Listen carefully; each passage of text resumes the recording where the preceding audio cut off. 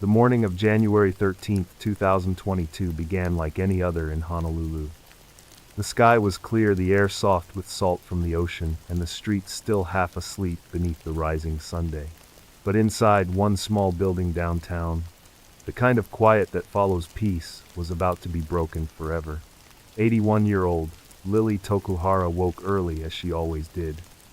She was gentle, steady, the kind of mother who still packed food for her grown son, because that was her way of caring.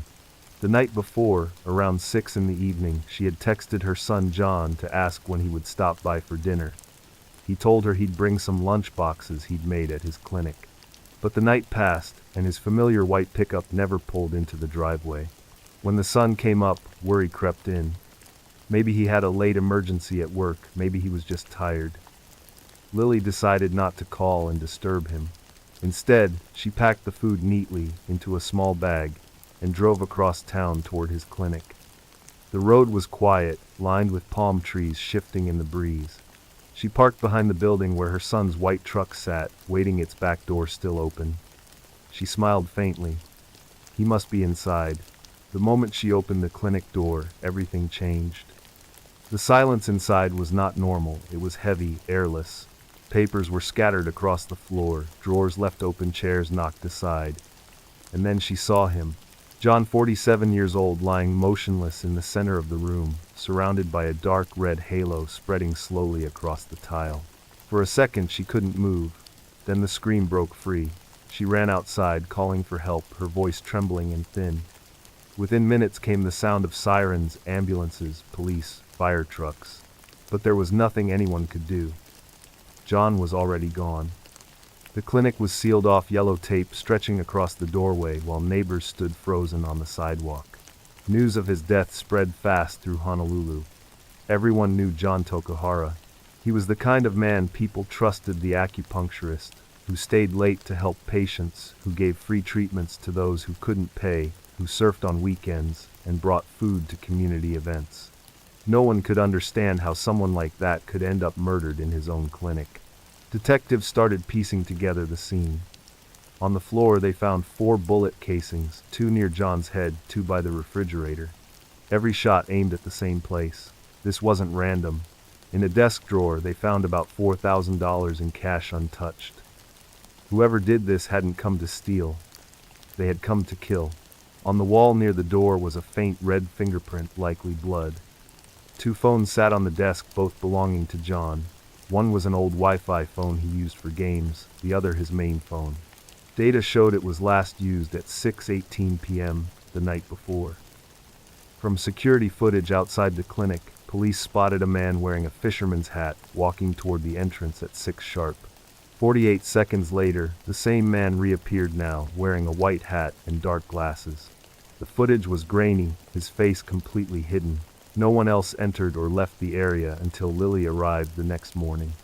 No robbery, no struggle, no witnesses, just that single man. Investigators expanded the search to nearby streets and highways, cross-checking vehicles caught on camera. At 5:57 p.m., a white pickup truck turned off Farrington Highway onto Waipahu Station Road, heading north before vanishing from view. Moments later, the mystery man appeared walking toward the clinic. They reviewed every white Chevrolet pickup registered in Hawaii model years 2014 to 2016. 52 matches. One by one, they eliminated them, until only one remained, a truck owned by 32-year-old Eric Thompson, a successful local contractor. He lived with his wife Joyce and their 2-year-old daughter in an upscale Honolulu neighborhood. At first, the connection seemed thin. Years earlier, John had treated Eric for carpal tunnel syndrome. That was all. But then detectives learned that Eric's wife Joyce had also been John's patient. When they pulled phone records and message histories, the truth began to surface, a long-running affair hidden beneath years of routine appointments. Thousands of texts, secret photos, late-night calls. It had ended months before the murder, but not before leaving deep resentment behind. And here is where things start to twist. Beneath the calm surface of suburban life, family dinners, school runs, polite smiles, something darker had been building. A betrayal that refused to fade, and anger waiting for a spark. And now one man lay dead in his clinic, 4 bullets to the head, while another sat at home, insisting he had nothing left to be angry about. If you're the kind of person who listens to stories like this late at night, the kind who finds yourself wide awake when the world is quiet, I'd appreciate it if you'd hit that subscribe button and maybe tell me where you're listening from and what time it is where you are. Because somehow these stories always hit different after midnight, don't they? Before we go any further, maybe lock your door if you haven't already. Turn off the lights if you're feeling brave and just listen. Because outside right now, the rain has started first, a few drops tapping gently against the window, then growing into a slow, steady rhythm, the kind that makes the world feel smaller and the dark feel closer. And it's in that darkness with the rain as our soundtrack that I'm going to tell you exactly what happened to Dr. John Tokuhara. By the time detectives finished photographing the clinic, the sun had set behind the hills of Honolulu, leaving the streetlights to paint everything in shades of gold and shadow. The yellow tape fluttered in the damp wind, and inside crime scene, technicians moved carefully across the tile, cataloging every trace of what had happened there. They worked in silence, except for the steady click of cameras and the soft hiss of the rain outside. Detective Keone Morris stood near the doorway, notebook in hand, eyes fixed on the small pool of dried blood that had already turned a deep brown. He'd seen crime scenes before, but something about this one felt off. The shots were too precise, the cache left untouched, the timing too neat. Whoever killed John Tokuhara hadn't come in rage, they'd come in control. Forensics confirmed what the detective already suspected. All 4 bullets had been fired from close range, aimed directly at the head. The pattern suggested the killer was standing over John when they fired the final round. There were no signs of a struggle, no defensive wounds, nothing overturned beyond what had been hit by the gunfire. John hadn't even moved from where he Saturday. That meant he'd known the person who pulled the trigger. He'd probably trusted them enough to let them step close. Outside the clinic, the rain had turned heavy.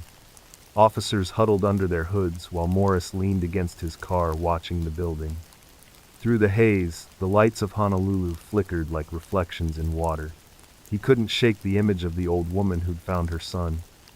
She'd stood under the awning for hours, staring at the door, as if willing him to walk out again. That kind of heartbreak stays in a room long after the people leave. Back at headquarters, the team began building the timeline. The last known message from John's phone was sent at 6:18 p.m. to his mother. After that, nothing. At 6 o'clock sharp, the man in the fisherman's hat entered the clinic. 48 seconds later, he left. The times matched almost perfectly with the final text. Within minutes, John was dead. But the strange part wasn't just the timing, it was what the cameras didn't show. There were no vehicles arriving or leaving in that short window, except one white pickup truck that appeared briefly on Farrington Highway at 5:57. It matched a Chevrolet model between 2014 and 2016. The footage wasn't clear enough to read the license plate, but something about the headlights, slightly misaligned, stood out. By dawn, detectives had combed through traffic records, security feeds, and registration databases. 52 vehicles matched the description. One by one, they were checked owners, interviewed, alibis confirmed. 49 cleared, then 50, then 51. Only one name remained, Eric Thompson. Local businessman, 32 years old, married, father of 1. At first, it didn't seem to fit. Eric had no criminal record, no signs of financial trouble, no reason to kill a community doctor. But when they ran a connection search, John's name came up twice. Once as Eric's former acupuncture provider, and again as the registered practitioner for Eric's wife, Joyce. Detectives requested John's phone records. What they found changed everything. Thousands of messages exchanged between John and Joyce, stretching back years. Long conversations, voice notes, photos, some affectionate, others explicit. They told the story of an affair that had started with acupuncture appointments and grown into something far more dangerous. For months, the relationship had remained secret, but 6 months before John's death, the messages suddenly stopped. That was around the same time Eric began showing up less at work and more at home. Friends described him as quieter, colder, detached. Some even said he'd become obsessed with tracking his wife's movements. Morris stared at the message log in disbelief. In one thread Joyce had written, "He found out." Another message followed an hour later, "I can't fix this." That was the last thing she ever sent to John. The motive was starting to take shape: rage, betrayal, pride. But the evidence still felt thin. The killer had worn gloves, the weapon was missing, and the security footage was too poor to confirm identity. What they needed was something solid, something that could put Eric at the scene. Then came the discovery that made everyone stop talking. Late that night, technicians finished analyzing the bloody fingerprint from the clinic wall. It wasn't John's. The DNA was partially contaminated, but it carried enough markers to narrow down to a male source. The sample was being rushed to the lab for deeper comparison. Outside, the rain kept falling. Morris leaned back in his chair, listening to it beat against the glass. He thought about the way the fisherman's hat had tilted forward on the man's head in the video, the way he'd moved fast, not panicked, but practiced. He'd done it before, or at least thought about it long enough to make it look easy. As the hours stretched into morning, the evidence began to whisper a story of its own. A clinic closed for the night, a man walking in calm and certain, 4 shots, a pickup driving into the darkness, and a mother waiting for a son who would never come home. Now the question was simple. Could they prove who wore that hat? Could they trace those footsteps back through the rain to the man they suspected? Because somewhere in Honolulu, Eric Thompson was sleeping soundly in his house, believing he had buried his secret deep enough to stay safe. And that's exactly what the detectives planned to test next. By the 3rd day of the investigation, the case had already grown heavier than anyone expected. Reporters gathered outside the Honolulu Police Department, rain slicking the asphalt while cameras pointed toward the entrance. Inside, the task force had been running on caffeine and instinct. They knew they were close, but close wasn't enough. They needed proof. Detective Morris sat at his desk, surrounded by files, maps, and screenshots from dozens of surveillance cameras. The pattern was beginning to emerge. That white pickup wasn't just any truck, it had been caught on multiple cameras, each one filling a small gap in time. At 5:57, it turned onto Waipahu Station Road. At 6:47, another camera showed a nearly identical vehicle pulling into a quiet neighborhood several miles away. The timestamps lined up almost perfectly with the window of John Tokuhara's murder. The license plate was blurred, impossible to read, but there was something else, a small sticker on the rear bumper, round, faded red. That same mark appeared on a truck registered to Eric Thompson. It wasn't proof, but it was the kind of detail juries remembered. Morris decided it was time to visit the Thompsons. The drive to their neighborhood took less than 20 minutes, winding past manicured lawns and the glow of expensive porch lights. When he pulled up, Eric was outside trimming hedges in the drizzle, wearing a gray hoodie and calm expression. He greeted the detective with polite confusion, as if he couldn't imagine why anyone would connect him to a murder. Inside the house, everything looked staged, neat, polished, almost too perfect. A family portrait hung above the fireplace, Joyce smiling beside her husband, their little girl in her arms. On the table nearby sat a half-finished cup of coffee, still warm. Morris noted every detail because in a room like that, perfection was often camouflage. "Mr. Thompson," he began, "we're following up on a few details regarding the Tokuhara investigation." Eric's expression didn't flicker. "That's the doctor who was shot, right? Terrible thing. You knew him?" "Years ago," Eric said smoothly. "He treated me for a wrist issue. Haven't spoken to him in ages." Morris nodded. "And your wife?" A pause so brief, most people would miss it. "She went to him for a while too. Acupuncture stuff." The detective let the silence hang. "We might need to borrow your truck for a few hours," he said, finally. "Just routine procedure." Eric hesitated, then shrugged. "If it helps." When the lab team examined the Chevrolet later that evening, they found nothing obvious, no blood, no residue, no bullets. But under the driver's seat, wedged deep in the track, a single human hair had caught on the metal rail. It was dark, long, and fragile, but intact enough for testing. It would take days before results came back. That night, as the lab worked, Morris returned to the footage again, frame by frame. The man in the fisherman's hat moved with a distinctive gait, slight limp on the right heel striking first. When they compared that with security video from Eric's office parking lot, recorded just a week before the murder, the match was undeniable. Same posture, same stride. The following morning, the forensic team confirmed another detail. On one of the bullets recovered from John's clinic, faint tool marks indicated a rare gun model, something consistent with the .45 caliber pistols registered under Eric Thompson's name. 12 guns total. 2 missing. It was still circumstantial, but the walls were closing in. Then a neighbor came forward with a story. On the night of January 12th, around 7 p.m., she saw flames rising briefly from Eric's backyard. At the time, she assumed he was burning trash.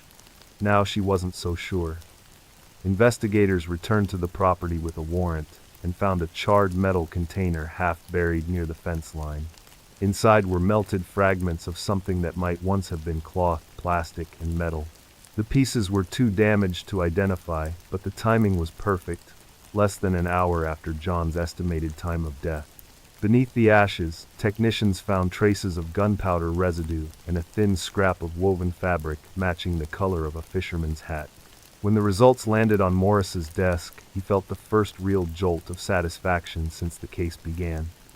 The man in the video, the missing guns, the burned container, it all pointed in one direction. Still, he wanted to be sure. He called for Joyce. She arrived, looking pale, hands clasped tightly, eyes darting toward the door as if hoping her husband wouldn't walk in. At first she insisted she knew nothing about what had happened, but when the detective mentioned the messages, her voice faltered. She whispered that she'd ended things with John months ago, that she'd promised her husband she would never speak to him again. When asked if Eric ever mentioned the doctor after that, she stared down at her lap and said softly, "He told me one night, if I ever saw him again, it would be the last time for both of us." That sentence hit Morris like a wave. It wasn't a confession, but it was close. He closed the file, slowly stood, and thanked her for her honesty. Outside rain dripped from the eaves, soft but steady, a sound that somehow made every word heavier. By the end of that week, the department had everything they needed for an arrest warrant. But before they could move, Eric walked into the station on his own, calm and confident, asking why police were snooping around. He even smiled when Morris greeted him. The detective studied him carefully and said, "Because sometimes the truth has a way of finding people before we do." Eric's smile didn't reach his eyes. He turned and walked out without another word. And that night, for the first time since the investigation began, Detective Morris couldn't sleep, because he knew when a man that calm realizes he's being cornered, that's when he's most dangerous. The morning after Eric Thompson's quiet visit to the police station, the detectives met early. Coffee cups lined the table, and the air in the briefing room was thick with tension. No one said it out loud, but they all knew what they were thinking. If Eric really had killed John Tokuhara, he wasn't the kind of man who would run. He was the kind who would wait, confident that his version of control would hold. Detective Morris began the meeting by pinning photos to the board. On the left was John's clinic. On the right, Eric and Joyce's home. Between them, a string of details, phone records, financial statements, messages, timelines. Each thread pulled tighter, forming the web that now held both families together in tragedy. Joyce's phone data painted a story no one could ignore. The affair with John had lasted nearly 5 years. Thousands of text messages, more than 50 videos, and countless photos, all exchanged in secret. The tone shifted over time, flirty, intimate, desperate, then finally tense. In the last few months, messages from John showed fear. He'd written "he knows," followed by "if anything happens to me, it's because of him." That message was never sent, only typed and saved as a draft. Investigators found it still sitting in his phone. When Joyce first met John, she was a patient struggling with anxiety and insomnia. She said his acupuncture sessions helped her feel calm, connected. Over time, that connection deepened into something far more dangerous. John, 15 years older, had a quiet confidence that drew people in. For Joyce, it became an escape from a marriage that looked perfect from the outside, but was slowly breaking apart behind closed doors. At the station, Morris replayed the evidence timeline. Eric's truck left his home at 5:20 p.m. and returned at 6:47. The drive from his house to John's clinic, took 35 to 50 minutes, depending on traffic. The murder happened around 6:15. The math fit like a lock and key. When they searched Eric's house, they found 12 registered firearms, all properly stored.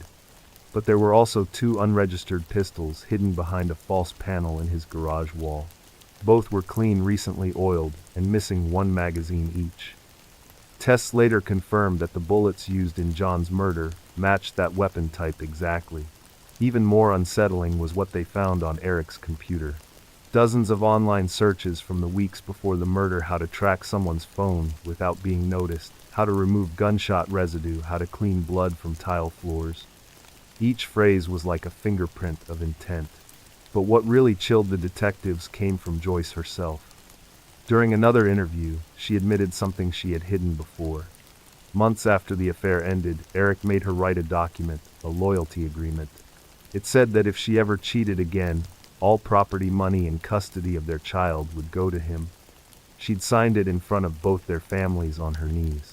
It was clear now that Eric's forgiveness had never been real. He'd been planning something, building pressure behind a calm face. The day before John's death, Eric had requested time off from work, saying he needed to handle something personal. Later that afternoon, a neighbor recalled hearing what sounded like hammering in Eric's garage, followed by the smell of burned metal that lingered through the evening. When police reviewed security footage from the area, they spotted a flicker of light from his backyard, 5 minutes of flames that mirrored the timeline of John's death. Investigators believed he'd been destroying evidence, melting the weapon and clothes worn that night. Still, Eric said nothing. When asked about the fire, he calmly explained that he'd been cleaning tools and burning oil. He smiled while saying it, as if the question itself was absurd. For the next 2 weeks, detectives shadowed him day and night. He kept his routine perfectly normal: school drop-offs, grocery runs, dinner with his wife. It was like watching an actor rehearsing a life he no longer believed in. Then out of nowhere, the lab called. The partial DNA from the bloody fingerprint matched the Thompson family line. The test couldn't confirm it was Eric's with absolute certainty, but it excluded every other known male relative. The odds of coincidence were less than 1 in a billion. Morris read the result twice, then whispered, "That's our break."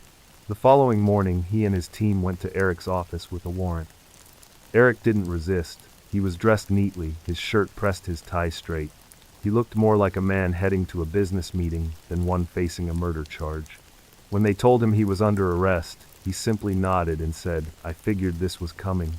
At the station, under the cold hum of fluorescent lights, Eric spoke slowly.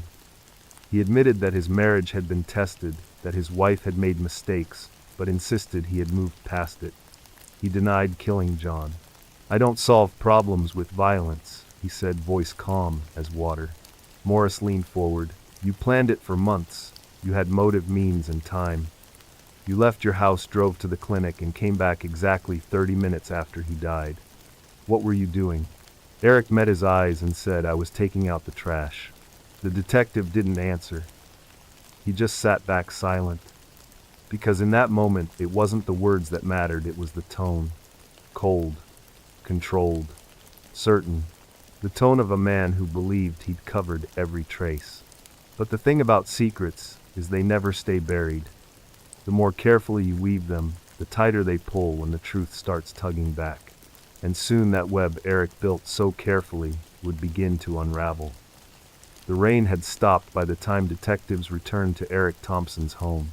Clouds hung low over Honolulu, heavy and gray, the kind that make the air feel thick and close. The neighborhood was still, every lawn trimmed, every car washed. It was the kind of place where people waved politely and never asked questions. But that evening, behind one perfect fence, the quiet held its breath. Detective Morris and his team walked through the backyard with flashlights, their beams cutting through the wet air. The grass was flattened in patches, and near the fence line they found a shallow pit of blackened earth. The soil was still sticky with ash. Inside lay what remained of the metal container they had seen days earlier, warped, twisted, its edges fused together by heat. Technicians lifted it carefully into an evidence bag. Underneath the container was something else. Small flakes of burned fabric and the faint outline of a melted zipper. The smell was faint but unmistakable: gunpowder mixed with charred plastic. It was enough to send the evidence team into overdrive. Every shovel of dirt was screened, every fragment labeled. Forensic analysis would later confirm the residue came from a firearm recently discharged. Inside the house, the search continued. In the laundry room, investigators found a pair of gloves hidden behind a detergent box. The inside of the gloves tested positive for traces of gun oil. And tucked beneath the sink, sealed in a plastic bag, was a roll of duct tape with several dark red smears along the edge. The smears tested positive for human blood. The sample was too degraded to confirm whose it was, but it wasn't from Eric or his wife. When confronted with these findings, Eric barely blinked. "I use that tape for work," he said. "Those gloves too." He sat with his hands folded on the table, voice calm, eyes steady. It was as though the evidence didn't belong to him, as though he could will it all away with enough composure. But outside the interrogation room, the detectives weren't calm. They'd built their case piece by piece, and now every piece was pointing in the same direction. The pickup truck, the bullets, the backyard fire, the timeline. The only thing missing was the moment itself, the proof of how he'd done it. Then a technician reviewing nearby surveillance footage found something strange. A camera from a building, 1 block away from the clinic, had picked up faint reflections in a window across the street at 6:15 p.m., the exact time of the murder. When the footage was enhanced, it showed a white truck parked briefly, headlights dimmed, driver's side door cracked open. A shadow stepped out tall, broad, wearing a light-colored hat. Even though the reflection was blurry, the build, the movement, the posture, it all matched. The evidence was circumstantial, but together it painted a picture that was impossible to ignore. Eric had been there, and when the detectives laid it all out for the district attorney, the decision came fast. A warrant was signed for his arrest on Valentine's Day, exactly 1 month after John Tokuhara's death. That morning, officers arrived at Eric's home just after sunrise. He opened the door already dressed as though expecting them. His wife Joyce stood behind him, pale and trembling. Their little girl clutched a stuffed rabbit, unaware of the storm swirling around her. Eric didn't argue. He simply said, "I understand," and extended his hands for the cuffs. The news of his arrest spread across Hawaii within hours. Reporters gathered outside the courthouse as Eric was led in, wearing a press shirt and no expression. The charges were clear: second-degree murder and use of a firearm in the commission of a felony. His bail was set at $1 million, which he posted that same afternoon. And just like that, he walked free, waiting for trial. But freedom didn't mean peace. For Joyce, life became unbearable. Reporters hounded her, neighbors whispered, friends stopped visiting. She filed for divorce quietly, citing irreconcilable differences, though everyone knew what that really meant. The once polite neighborhood now looked at her house as if it were haunted. As for Detective Morris, he couldn't shake the image of that backyard fire. He kept returning to it in his mind, the brief flames, the smell of burning oil, the way Eric had stood there, maybe watching the smoke rise, as if watching the past burn away. Every killer he'd ever met left a signature. Some left it in arrogance, others in guilt. Eric's signature was silence. He destroyed everything except the one thing that mattered most: the truth. When the trial began, the prosecution built their case carefully. They laid out the affair, the motive, the timeline, the weapon traces, and the destroyed evidence. They showed how Eric's schedule aligned perfectly with the murder window, how his backyard fire occurred less than an hour after John's death, and how the bloody fingerprint matched his family DNA. But the defense fought just as hard. They called experts to question the quality of the footage, argued that the DNA sample was too weak, claimed that the fire was nothing more than a man cleaning tools. Eric sat quietly through it all, never breaking his calm. At one point, during a recess, Morris saw him standing alone by the window outside the courtroom.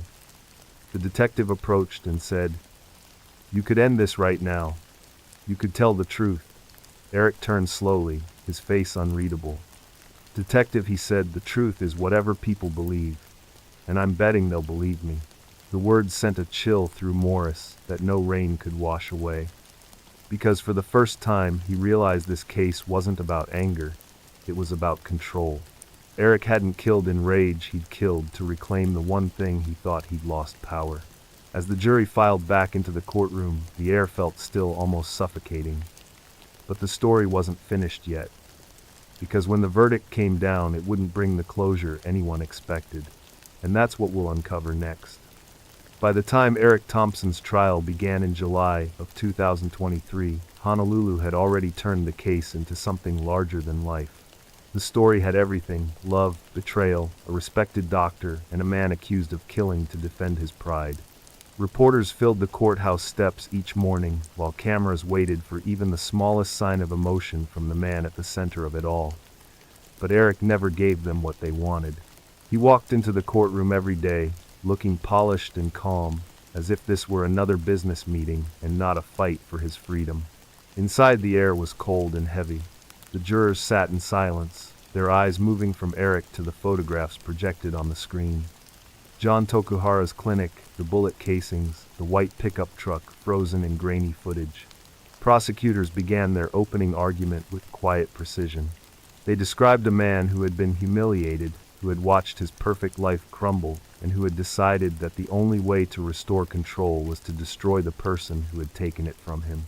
They spoke of the affair, the late-night messages, the photos, and the loyalty contract Eric had made his wife sign. They built a timeline minute by minute. 5:20, Eric leaves home. 5:57, the white truck appears near the clinic. 6 o'clock, the man in the fisherman's hat enters. 6:18, John's phone goes silent. 6:47, the truck returns home. 7 o'clock, a neighbor sees flames behind the Thompson house. Every detail fit together like gears in a clock. Then came the forensics. The partial DNA match from the bloody fingerprint. The traces of gunpowder on the burned container. The missing firearms. The internet searches about tracking phones, cleaning blood, and disposing of evidence. Piece by piece, the prosecution built their story, a man who smiled on the outside while quietly planning revenge. When it was their turn, the defense pushed back hard. They said there was no direct evidence linking Eric to the shooting. No eyewitness, no murder weapon, no clear DNA. They claimed the fingerprint could belong to anyone in the Thompson family. They argued the video footage was too blurry to identify the suspect, and that the police had rushed to judgment because of gossip about the affair. To them, the entire case was built on speculation. Their strongest weapon was Eric himself. When he took the stand, he spoke softly, never raising his voice. He described the night of the murder in careful, measured words. "I was home," he said. "I took out the trash, played with my daughter, and went to bed." He admitted the affair had destroyed him, but insisted he had forgiven his wife.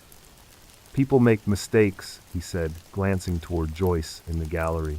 "You either forgive or you live with hate. I chose forgiveness." The courtroom was silent. Even some jurors leaned forward slightly, trying to read his face. He looked sincere, maybe even broken, and for a moment the lines between guilt and grief blurred. Then the prosecution played the security footage from his neighborhood, the one showing his white truck leaving home at 5:20 and returning at 6:47. They asked him directly, "If you were home, who was driving your truck?" Eric paused, lips tightening just enough to betray the effort it took to stay calm. "I lend my truck out sometimes," he said. "Maybe one of my workers borrowed it." "Without asking you?" "Yes," he said. "They have keys." "Which worker?" "I don't remember." The prosecutor let the silence stretch. The lie sat between them like smoke. As the days passed, testimony revealed more cracks. A dump worker testified that Eric had claimed to be there disposing of trash the evening of the murder, but no record of his visit existed. Another witness recalled seeing him at a grocery store later that night, though security footage from that store showed no trace of him. Every alibi unraveled, but the defense kept reminding the jury that nothing definitively placed him at the scene. Joyce was called to the stand next. Her voice trembled as she spoke. She admitted to the affair, admitted to the guilt that had eaten at her for years. When asked if she believed her husband was capable of murder, she hesitated. "He's not violent," she said softly, "but after he found out, something in him changed. I could see it." He would smile, but it never reached his eyes. Those words hung in the air long after she left the stand. For 2 weeks, the trial continued, each side throwing shadows and light at the same story, until even the truth seemed to flicker. When closing arguments came, the prosecutor told the jury, "Justice is often built on what we can prove, but sometimes it's also built on what cannot be denied." Every action this man took, every drive, every search, every lie tells you exactly what he did. The defense answered, "This is not proof.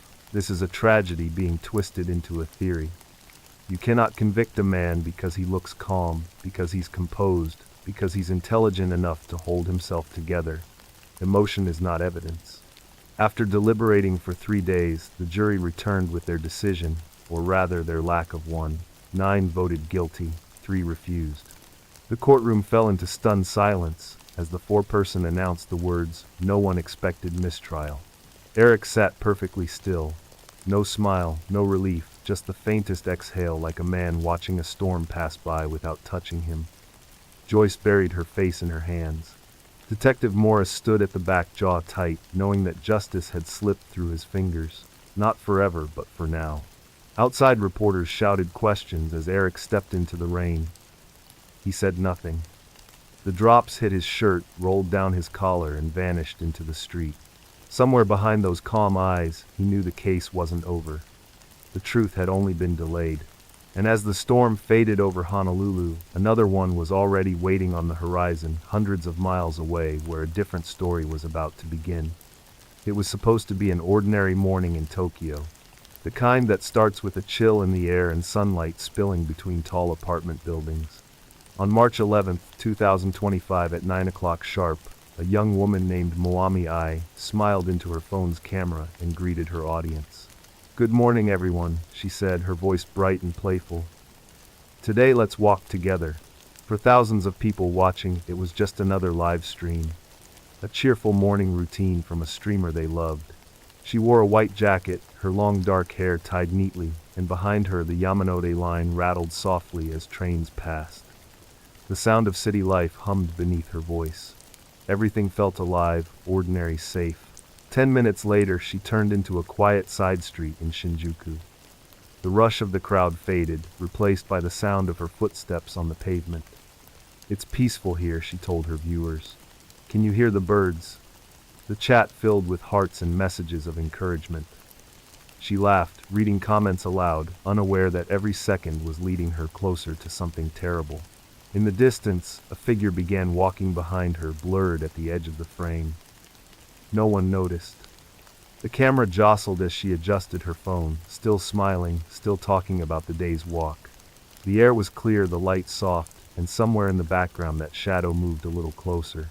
Then, without warning, the sound of her laughter broke into a scream. "Help me," she cried, the phone tumbling to the ground. The camera tilted sideways, capturing only the gray of the street and her half-visible figure as she struggled.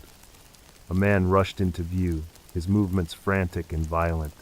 The feed stuttered, froze, then continued, the chat exploding in confusion. Viewers typed furiously, unsure if what they were seeing was real. The comment box filled with questions. "Is this staged? Call the police. What's happening?" Then came silence, the kind that fills a room, even through a screen. The attacker stepped into full view. Middle-aged, wearing a dark coat, his face emotionless. He looked straight into the camera, as though he could see through it, see every single person watching. His breathing was calm. Then in a flat voice he said, "I killed her." The stream continued. Moami lay motionless, the sounds of the street eerily quiet except for the faint echo of footsteps and the hum of city traffic in the distance. Someone finally called emergency services, giving the coordinates traced from her phone's GPS. Within minutes, police sirens filled the air, growing louder, closing in. When officers arrived, they found a crowd gathered around the fallen phone, the live feed still running. The man stood beside the body, hands raised, weapon on the ground. He didn't run. He didn't shout. He simply said, "I did it," as if confessing to something small, something already accepted. It was the first time in Japan's history that a murder had been broadcast live, unfiltered, and seen by thousands in real time. That night, every major news network replayed the clip. Anchors spoke with hushed voices. On social media, people posted the same question over and over. Who was Moami Ai? Behind the screen, the truth was more complex than her soft smile suggested. Her real name was Sado Eri, 22 years old, a single mother, struggling to build a life for her child while juggling part-time jobs and streaming to pay the bills. To her fans, she was cheerful and pure, always laughing, always kind. But outside the frame, she was exhausted, balancing debts, loneliness, and a family that barely spoke to her. Her rise as a streamer had been quick. On the Paco Live platform, she'd built an audience of thousands with her charm and her authenticity. She talked to people like they were old friends, remembered usernames, responded to comments by name. She wasn't famous enough for sponsorships or media attention, but to her viewers she was something better, someone real. In just 2 years, she'd climbed to the top rank of the platform, earning more than most people her age. But success came with eyes watchful, obsessive, invisible. And among those eyes was one that never blinked. His name was Takano Kenichi, 42 years old, a quiet man from Oyama City who spent most of his time alone. To everyone else, he was just another viewer in the chat. To Moami, he was a generous supporter, a loyal fan who sent gifts and messages that always seemed kind. But somewhere along the way, kindness had turned into obsession. In the weeks leading up to the tragedy, he had started posting strange comments, emotional pleading, sometimes angry. When she ignored him, he messaged privately. When she blocked him, he made new accounts. He'd begun to believe their connection was personal, that she loved him as much as he loved her. And now the whole world was asking the same question. How could an ordinary morning stream turn into one of the most shocking crimes Japan had ever seen? As police carried the attacker away in handcuffs, the sound of cameras and shouts filled the street. Rain began to fall, light at first, then steady. Officers covered the body, the phone still lying on the pavement where it had captured everything. Later that night, Detective Sato of the Tokyo Metropolitan Police would replay the footage over and over. He'd study the killer's expression, the stillness in his eyes, the faint tremor in his hands. Then he'd whisper the question that would drive the case for months. Why her? Outside, the city kept moving. Trains ran, lights glowed, people laughed in bars and cafes. But somewhere in a dark apartment filled with silence, a little boy waited for a mother who would never come home. The footage from that morning spread across Japan faster than anyone could contain it. Within hours, clips of the live stream were copied, shared, and dissected frame by frame. What had started as a cheerful broadcast turned into a crime scene broadcast to thousands of witnesses who could do nothing but watch. 10 minutes was all it took to turn a morning walk into a national nightmare. Detective Sato sat in the small viewing room at the Tokyo Metropolitan Police headquarters, eyes fixed on the replay. The sound of Moami's laughter still filled the speakers, followed by the single moment that changed everything. The scream that froze the blood of everyone listening. Each time he pressed play, it felt the same, a shock that didn't dull with repetition. "Freeze it," he said quietly. The technician paused the video. The frame showed a sliver of the attacker's reflection in a store window. The face was blurred, but his build and posture were unmistakable. Calm, deliberate. A man who came to do exactly what he intended. By mid-afternoon, the suspect's identity was confirmed. His name was Takano Kenichi, born in 1982, a resident of Oyama City in Tochigi Prefecture, 42 years old, no criminal record, no history of violence. Just a quiet man with a stable job, a small apartment, and a habit of spending long hours online. Sato turned from the monitor and looked toward his partner. He didn't run, he said. He stood there and waited. That was what disturbed him most. Takano had surrendered without resistance. When the first officers arrived, he was standing beside Moami's body, his hands open, weapon on the ground. His first words were not apologies, but statements. "I killed her. I wanted to end the lies." The press went wild. Every network carried the same headline, "Murder Live on Stream." Commentators debated what it meant for a society that lived half its life online. Psychologists filled television panels analyzing obsession, parasocial love, the loneliness of digital connection. But beneath all the noise, one truth stood out. This wasn't just a killing, it was a performance. When officers searched Takano's apartment, they found the evidence of a man living in two worlds. On his table sat a phone displaying Moami's last broadcast. Paused at the moment. She smiled. Beside it were notebooks filled with her name written over and over. Dates, times, screenshots of her streams, transcripts of her words. In the corner, stacks of receipts showed money transfers, gifts sent through the platform, each one larger than the last. The investigation revealed that Takano had been one of her earliest and most loyal supporters. At first, his interactions seemed harmless. He sent cheerful messages, donated small amounts, and always appeared in her chat with polite compliments. But over time, the messages grew personal. He told her she was the only person who understood him, that her voice made his days bearable, that she made him want to live. Then the requests began.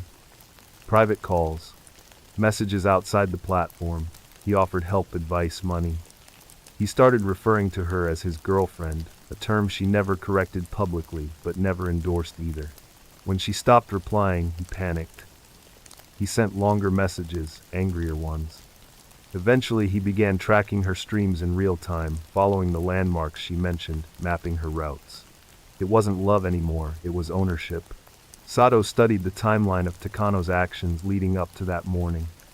2 days before the murder, he purchased a train ticket from Oyama to Tokyo. The night before, he posted a message on an anonymous forum. When someone breaks your trust, they should learn what it feels like.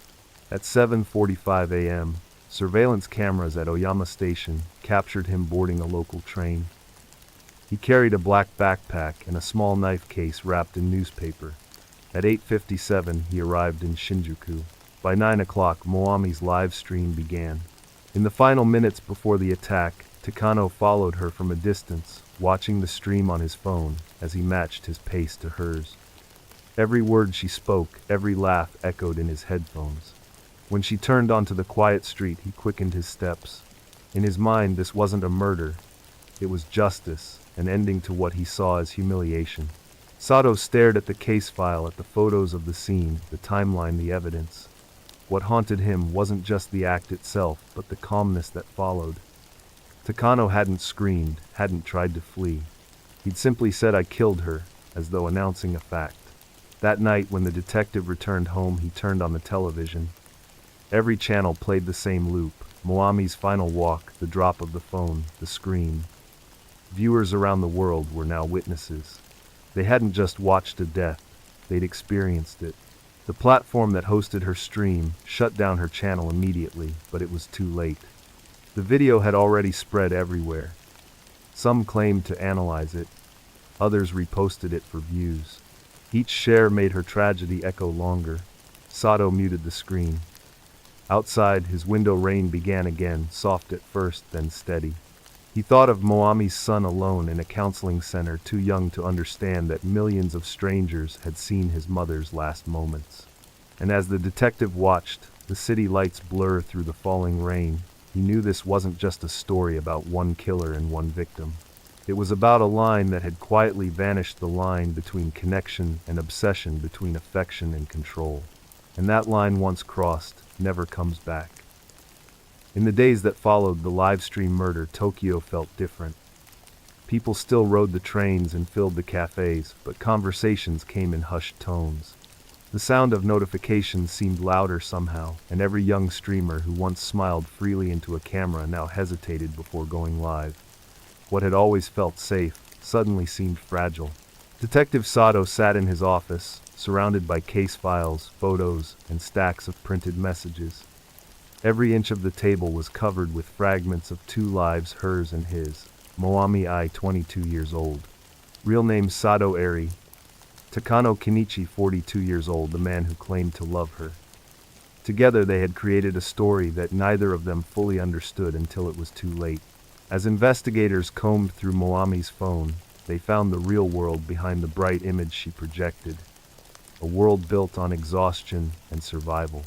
Her messages revealed late-night worries about rent, about her child, about an endless cycle of smiling for strangers just to earn enough to live.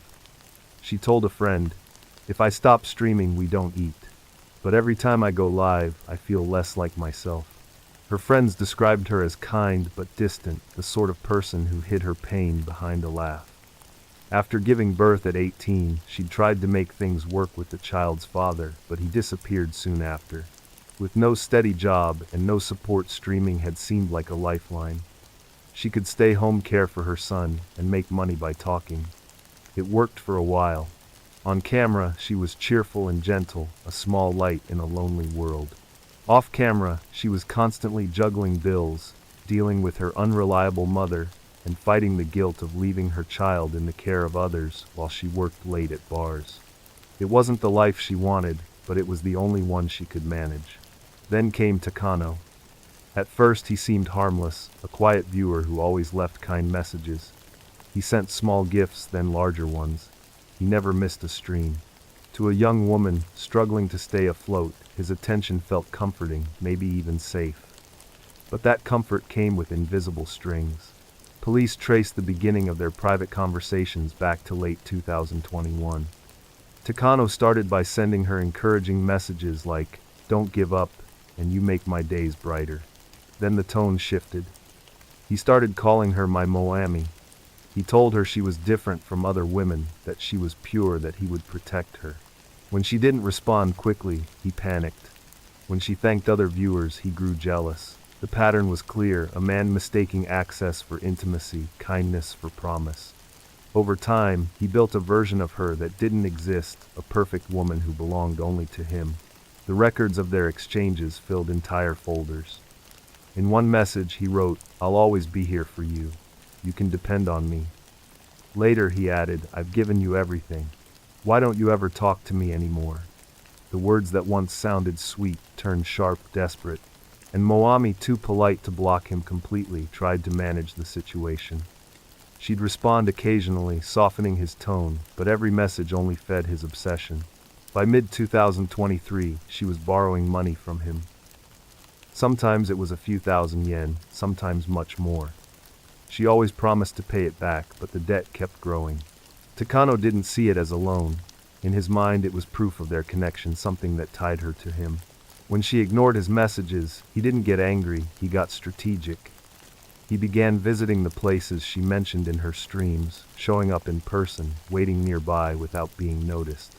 He took photos of her walking home, of the bars she worked at, of the convenience store she visited.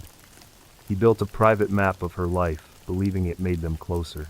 Detective Sato read through the messages again and again, feeling a mix of pity and disgust. He saw how easily loneliness could become a weapon, how technology could turn affection into surveillance. When the detectives visited the streaming platform's office, they met a small group of employees, pale from exhaustion. One of them admitted, "We get messages like his all the time. Men who think they're in love. Most of them never do anything. But this time we ignored the signs." In Takano's account history, they found months of escalating transactions, millions of yen in gifts. He'd bought her attention, one donation at a time, until his savings were gone. Then, when he had nothing left to give, he began to unravel. There were posts from him on anonymous boards. "She lied. She used me. People like her ruin lives." His final message before the killing read, "If she won't listen, I'll make her listen." Sato stared at that line for a long time. It was short, almost casual, but it held the entire tragedy in its few words. Late that night, he went to the Shinjuku street where it had happened. The rain had washed away the blood, the chalk outlines the candles left by fans. The city had already swallowed the scene, moving on like it always did. But under the glow of a streetlight, he could still see the faint outline of where her phone had fallen. He imagined her last moments, not as a streamer, not as a performer, but as a young mother, terrified and alone. Realizing too late that the camera she thought connected her to people couldn't save her when the danger stepped out from behind. The screen. Sato exhaled slowly and turned away. There would be trials, headlines, debates about laws and online safety. But for him the lesson was simpler and far colder. Every story broadcast to the world hides another story off-screen, one the audience never sees until it's too late. Detective Sato stared at the wall of photographs in front of him. Images of Moami smiling during her streams, screenshots of Takano's messages, the cold expression he wore the morning he said, "I killed her." The case was almost complete, but something about it still felt unfinished. It wasn't just the crime itself that haunted him. It was how long the fuse had been burning, and how quietly everyone had watched it burn. Through phone records, police reconstructed the slow collapse of Takano Kenichi's life. In the beginning he had been ordinary. He lived alone, went to work, paid his bills, and spent his evenings watching online broadcasts. His world was small, contained within the four walls of his apartment and the bright light of his phone screen. The first time he discovered Moami's channel, it was by accident. She was singing softly, her voice uneven but full of warmth. Something in that voice hooked him instantly. At first he only watched. Then he began leaving small gifts through the app, digital roses, animated hearts, each one costing only a few yen. Every thank you she gave him lit up a place inside him that had long been dark. He told himself it was friendship. He told himself it was harmless. But over time he began rearranging his life around her schedule. Police found dozens of printed screenshots taped to his walls. Each one showed Moami smiling or laughing. Beside them were handwritten notes, dates, times tiny captions like, "She looked at me today," or "She said my name." The officers who cataloged the evidence said it felt less like a bedroom and more like a shrine. The messages between them showed the same gradual slide. Moami, always polite, had answered him out of gratitude. When she thanked him for his support, he heard affection. When she said she appreciated him, he heard love. It wasn't long before her kindness turned into the chains that bound her. Sato flipped through one printed exchange that had taken place just months before the murder. Takano had written, "I saw your latest stream. You looked sad." "Is something wrong?" she had replied. "Just tired." "Thank you for worrying," he answered. "I can come to Tokyo if you want. You shouldn't be alone." She responded with a single emoji, smiling, eyes closed. That tiny symbol, meant to be polite, became the permission he had been waiting for. When the investigators mapped Takano's finances, they found a history of quiet desperation. He'd transferred money to her more than 40 times in a single year, each payment increasing until his savings were gone. At first, the transactions were small, 40,000 yen here, 70,000 there. Then they grew into hundreds of thousands. In total, over 2.5 million yen had left his account and gone into hers. His bank flagged the activity twice, but he explained it away as helping a friend. The truth was that every transfer fed his fantasy, that they were a couple, that their lives were intertwined. He began telling coworkers about a girlfriend in Tokyo, one who was famous online, but private in person. No one questioned it. When Moami finally stopped responding to his messages, everything inside him began to fracture. He posted vague complaints online about being betrayed, about women who use people for money. He changed his screen name to something darker, Magi Love, and continued joining her streams under the new identity, pretending to be a stranger while obsessively tracking her. At that point, he was already in debt. He'd borrowed from coworkers, sold electronics, and even taken a small loan from a payday service just to keep sending her money. But it wasn't about the money anymore. It was about the connection, the illusion of being seen. And when she blocked him, it wasn't rejection, it was erasure. 2 months before the attack, he filed a civil lawsuit demanding repayment of the 2.5 million yen. The court ruled in his favor. She was ordered to return the full amount plus interest. She didn't. To her, it was just a judgment on paper. To him, it was the final betrayal. The night the verdict came down, neighbors reported hearing loud noises from Takano's apartment. One described hearing him shouting, crying, then laughing. The next day he called in sick to work and never returned. Investigators found the list he made afterward. It wasn't written in rage, but in meticulous detail: train schedules, the address of her streaming routes, the time she usually started her broadcasts, the type of knife he planned to use. Each note written in a steady hand. Sato read those pages in silence, feeling the weight of every line. The handwriting wasn't wild, it was neat, controlled, the marks of a man who believed his violence was justified. Takano's final entry was written the night before the murder. "Tomorrow I'll end it. She made me disappear, so I'll make her disappear too. Then everyone will see who was right." Sato closed the folder and rubbed his eyes. In all his years of investigating violent crimes, he'd seen countless motives: money, jealousy, revenge, but obsession like this was something deeper. It wasn't about possession, it was about identity. Takano had built his world around someone who didn't even know she was its center. When she tried to step away, the world collapsed. Late that night, Sato walked outside the station. The city buzzed as usual, lights flickering off wet streets. But somewhere beneath that hum was a quiet truth. The same connection that brought millions of people together every day could also build walls around one lonely soul until the walls turned into a cage. He thought about how easily this could happen again. How many other Takano Kenichis were out there, living behind their screens, waiting for someone to notice them, to validate them, to give them purpose. And he realized that what made this story so terrifying wasn't how it ended, but how ordinary it had been before it did. By the beginning of 2025, the messages had stopped. For almost a year, Takano had lived inside an endless conversation with a woman who no longer replied. Each day he opened his phone, hoping to see a new notification, and each day there was nothing. At first he told himself she was busy, then that she needed time. Eventually silence became proof of betrayal. Detective Sato sat across from the suspect in a small gray interrogation room. The air smelled faintly of metal and cold coffee. Takano's wrists were handcuffed, but his posture was relaxed. He spoke politely, even smiled occasionally, as if none of this surprised him. He had confessed to the killing almost immediately, but not out of remorse. He seemed proud, calm, convinced that what he had done made sense. "She lied to me," he said softly. "She used me for money, for attention. I just wanted her to understand what she'd done." Sato leaned forward. "You planned this for months, didn't you?" Takano nodded once. When she stopped replying, I knew it was only a matter of time. People like her, they take everything and give nothing back. The detective's pen stopped moving. He'd heard killers justify themselves before, but rarely with such composure. It wasn't rage driving this man.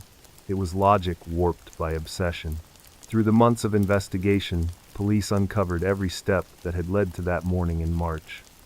The lawsuit for the unpaid money had been Takano's last attempt at control. When the court ruled in his favor, and she still ignored him, his anger hardened into purpose. He began researching her schedule again, watching her new streams under fake names. Every smile she gave the camera, every laugh shared with her audience, he took as an insult. Neighbors in his apartment building later described a man who had stopped speaking to anyone. He no longer greeted them in the hallway, no longer opened his curtains. The only sound that came from his apartment was the faint hum of a computer, and sometimes the echo of Moami's voice playing on repeat. Police found notebooks filled with phrases he had written dozens of times. "She owes me, she will listen, she will remember." There was no rage in the handwriting, only precision. Every sentence written slowly, carefully, as though he were preparing for a speech. On the morning of March 11th, he boarded the train to Tokyo at 7:45, carrying a black backpack. Inside were a folding knife, a phone charger, and a printed photograph of Moami smiling. He'd memorized her broadcast schedule down to the minute. When she went live at 9, he was already nearby, watching from his phone as he followed her location. The footage confirmed it all. He walked behind her for almost 4 minutes, before attacking, his pace steady, his expression blank.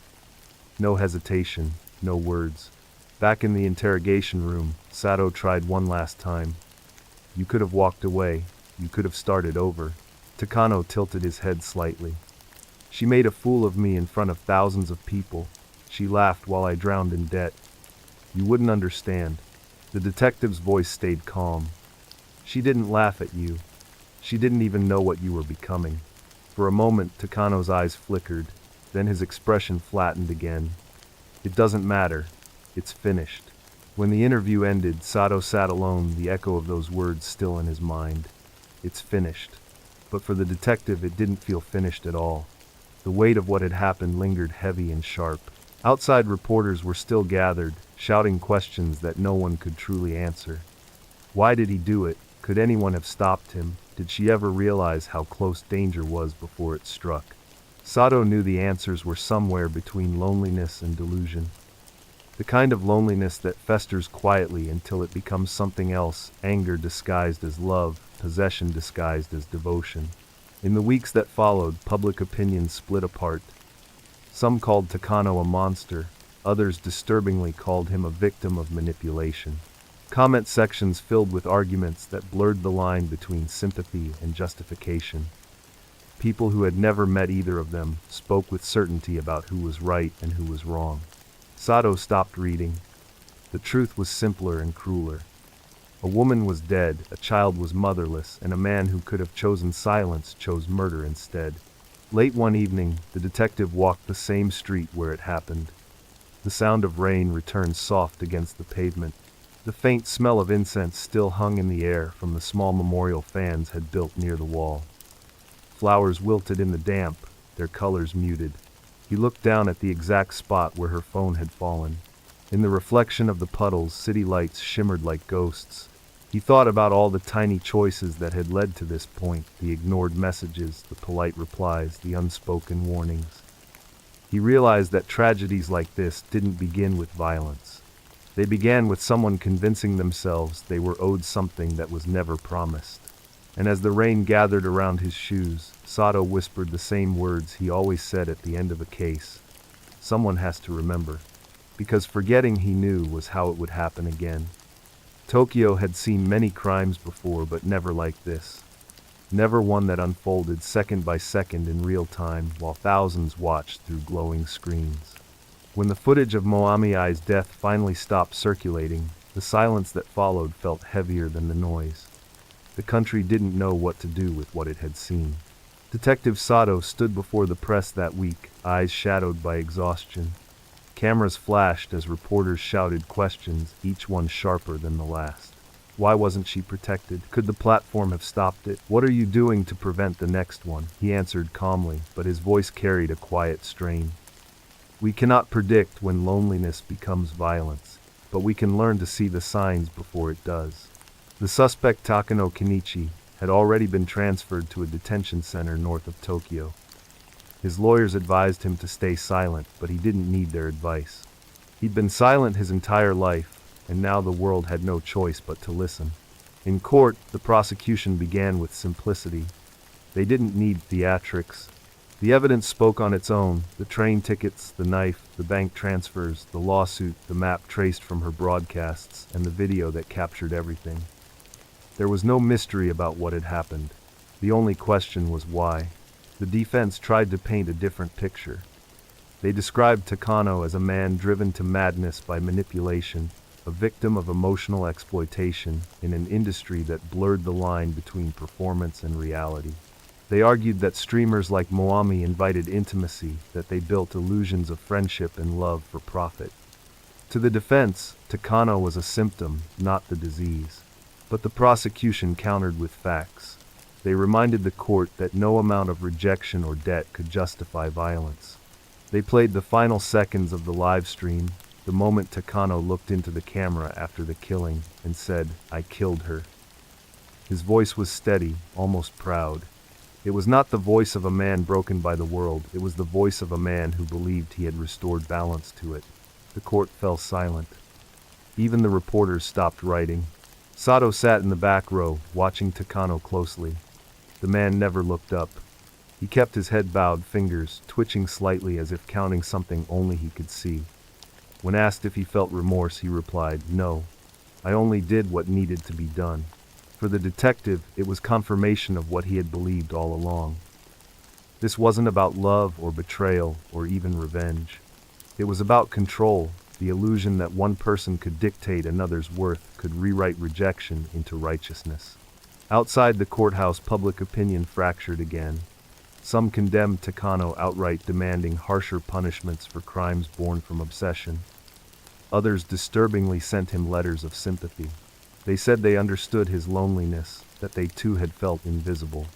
It was as if his darkness had found an echo in theirs. Meanwhile, Moami's family remained silent. Her mother refused interviews. Her small son was placed under care at a children's center, shielded from the world that had watched his mother die. But no matter how hard they tried to erase the footage, the internet never forgets. Clips resurfaced under different names, remixed into awareness videos, or thinly disguised commentary. Every time Sato saw a thumbnail of her face smiling before the attack, he felt a hollow ache in his chest. The trial lasted only a few weeks. The outcome was never in doubt. Takano was sentenced to life imprisonment with no chance of parole. The courtroom was still as the judge read the verdict. Takano showed no emotion. He simply nodded once, as though accepting the inevitable. Afterward, Sato stood outside, rain misting the pavement. Reporters had already dispersed the noise, fading into the hum of the city. He looked up at the gray sky and thought of how small the distance was between admiration and obsession, between seeing someone and believing you own them. That night, he visited the Shinjuku street once more. The memorial had grown a line of candles, flowers, and paper cranes. Messages written by strangers lay scattered along the curb. Rest in peace. We miss your smile. The world saw, and we won't forget. Sato crouched beside the offerings and whispered, I wish they'd known you as a person, not a story. A light drizzle began to fall, tapping softly against his shoulders. He listened to it for a long moment before walking away, leaving the candles flickering in the rain. By the time he reached the end of the street, his phone buzzed. Another alert, another tragedy in another city, another name that would soon fill the headlines. And as the sound of sirens began again somewhere in the distance, Sato knew this story had reached its end, but only for now. Because the truth about human obsession is that it never dies. It only waits for another face to fix itself upon. It began with a phone call that no one believed. Late one night, in the outskirts of London, a police dispatcher answered the line to the sound of a woman's trembling voice. She said her name was Sarbjit, that she needed to warn them about a murder that was about to happen. The voice on the other end tried to calm her, asked for details, but the story came in broken pieces, names, flights, a family, a threat that felt impossible.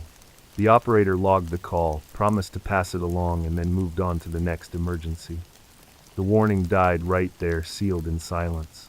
To understand what that call was about, you have to go back almost 20 years earlier to a quiet home in Southall, West London, where a girl named Surjit Kaur Athwal grew up under the watchful eyes of her traditional Punjabi family. Born in 1971, she had been raised between two worlds, the modern independence of London and the strict expectations her parents carried from India. They loved her, but their love came with rules. By 16, those rules turned into bars. Surjit wanted to finish her studies, maybe work in fashion, but her parents had other plans. Without asking her opinion, they arranged her marriage to a man she barely knew, a man named Sukhdev Singh Athwal. The wedding happened quickly, full of color and ceremony, yet behind the smiles was a terrified teenager stepping into a life she didn't choose. After the ceremony, she moved into her husband's family home, a small house run by the matriarch, a woman named Bachchan. In public, Bachchan was respected in the Sikh community, leading religious hymns and helping at the temple. But at home, her reputation was very different. Everyone obeyed her. She decided who ate when, who spoke, who stayed silent. For Surjit, the adjustment was immediate and brutal. She was expected to cook, clean, and serve, her mistakes punished with harsh words or worse. Her husband stayed quiet, deferring to his mother in everything. In that house, Surjit was less a wife than a servant. Still, she tried to find her place. She smiled when she could try to please them, and told herself things would get better. They didn't. When she gave birth to her first child, a boy, she thought it might change something. For a moment the family softened, even praised her. But within weeks the kindness vanished, replaced by the same control and cruelty. She wasn't allowed to leave the house without permission. Her letters home were monitored. Every part of her life belonged to them. By the time she turned 20, the loneliness had become unbearable. So she did something small, something that would later change everything. She applied for a job at Heathrow Airport. It was her first act of rebellion. Working meant freedom, even if only for a few hours a day. When she got the job as a baggage screener, she felt alive for the first time since she was 16. There, surrounded by travelers and noise, she made friends. Real friends. People who laughed, who listened, who saw her as more than someone's daughter-in-law. She began dressing differently, wearing makeup again, smiling in photographs. It was there that she met a younger man from another department. They talked, they laughed. Over time, that friendship turned into something deeper. Back home, the change didn't go unnoticed. Her husband grew suspicious. Her mother-in-law's anger returned sharper than ever. The walls closed in again, but this time Surjit didn't fold. She told her parents she wanted a divorce, that she couldn't live like this anymore. Her husband refused, and Bachan's fury reached a breaking point. In her mind, Surjit hadn't just disobeyed, she had dishonored the family. Weeks later, Bachan called a family meeting. Present were her sons, Sukhdev and Hardev, and their wives. The mood was heavy, the conversation hushed. According to later testimony, that was when the plan was set in motion. Bachan told them Surjit would be taken to India under the pretense of attending a wedding. Once there, she would be killed. No one objected. Only Hardev's wife Sarbjit stayed silent, terrified but powerless. That night Sarbjit couldn't sleep. The words echoed in her head. A trip, a wedding, a death. By dawn she made her decision. She walked to a nearby phone booth, her hands shaking, and dialed Crime Stoppers. The call was logged at 7:20 a.m. She gave names, dates, even flight information. "They're going to kill her," she said. "You have to stop them." The operator took the message, wrote it down, and passed it along the usual chain. But somewhere between desks and files, it got lost. 3 days later, Surjit and her mother-in-law boarded a flight to India. She hugged her children before leaving, promising to call them from Punjab. That was the last time anyone saw her alive. 2 weeks after the departure, Bachan returned to London alone. When people asked about Surjit, she smiled and said her daughter-in-law had decided to stay behind with relatives. She even spread rumors that Surjit had run off with another man. Her son filed for divorce soon after. For a while, the story stuck. People whispered, but no one asked questions. Only Surjit's brother Jagdish refused to believe it. He went to the police and demanded an investigation. He didn't know about Sarbjit's warning call, the one buried in a report drawer gathering dust. Months passed before authorities began to take the case seriously. By then, too much time had gone by, too many lies had been told, and one simple act of negligence had allowed a murder to vanish across borders. Years later, when the truth finally surfaced, investigators would look back at that ignored call, the one chance to save her, and realize it was the sound of a life slipping away, while everyone else was too busy to listen. London in the late 1980s was a place of contradictions. Neon lights, pop music, and the promise of freedom filled the air, but in certain neighborhoods, tradition still ruled behind closed doors. For 16-year-old Surjit Kaur Athwal, that contradiction defined her entire life. Outside, she was a bright teenager who laughed with friends and dreamed of traveling.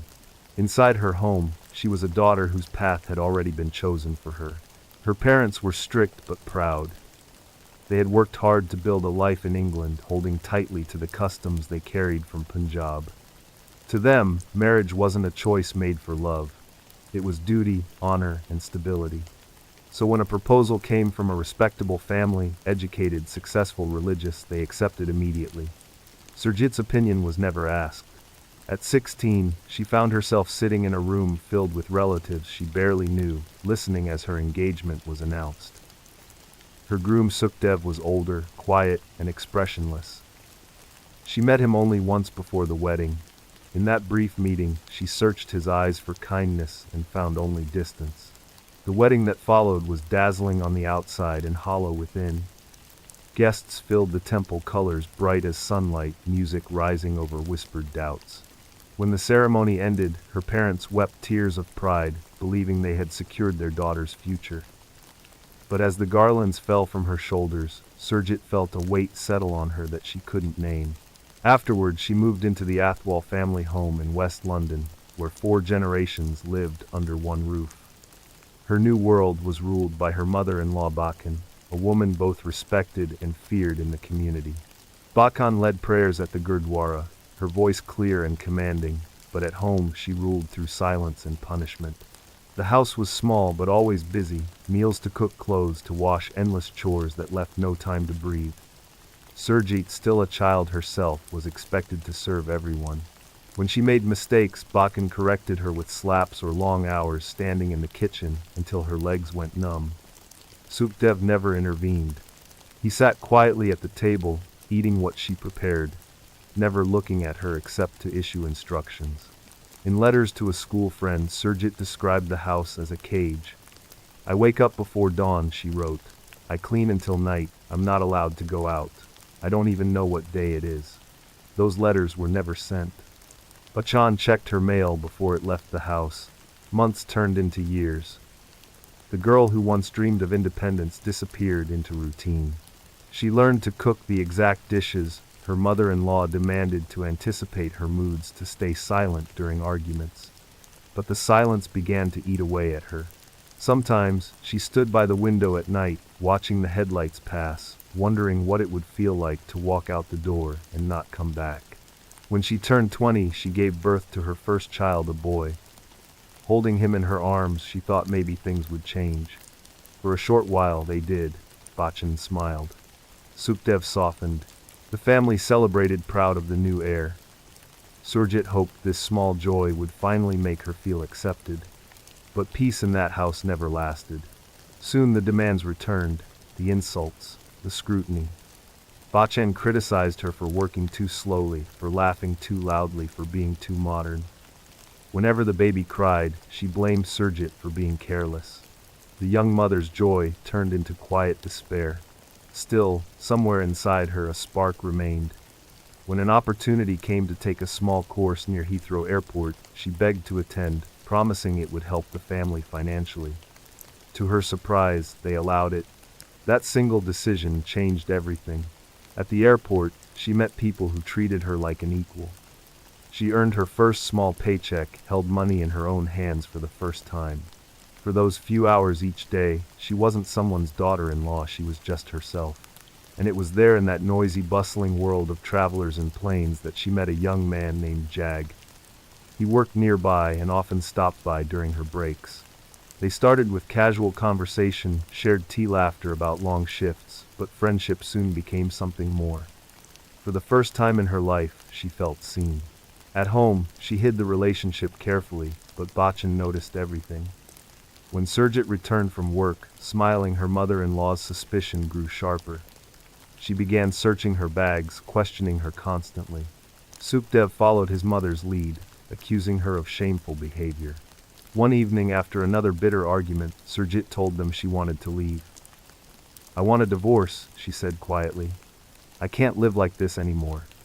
The words landed like an explosion. To Bachan, it wasn't rebellion, it was humiliation.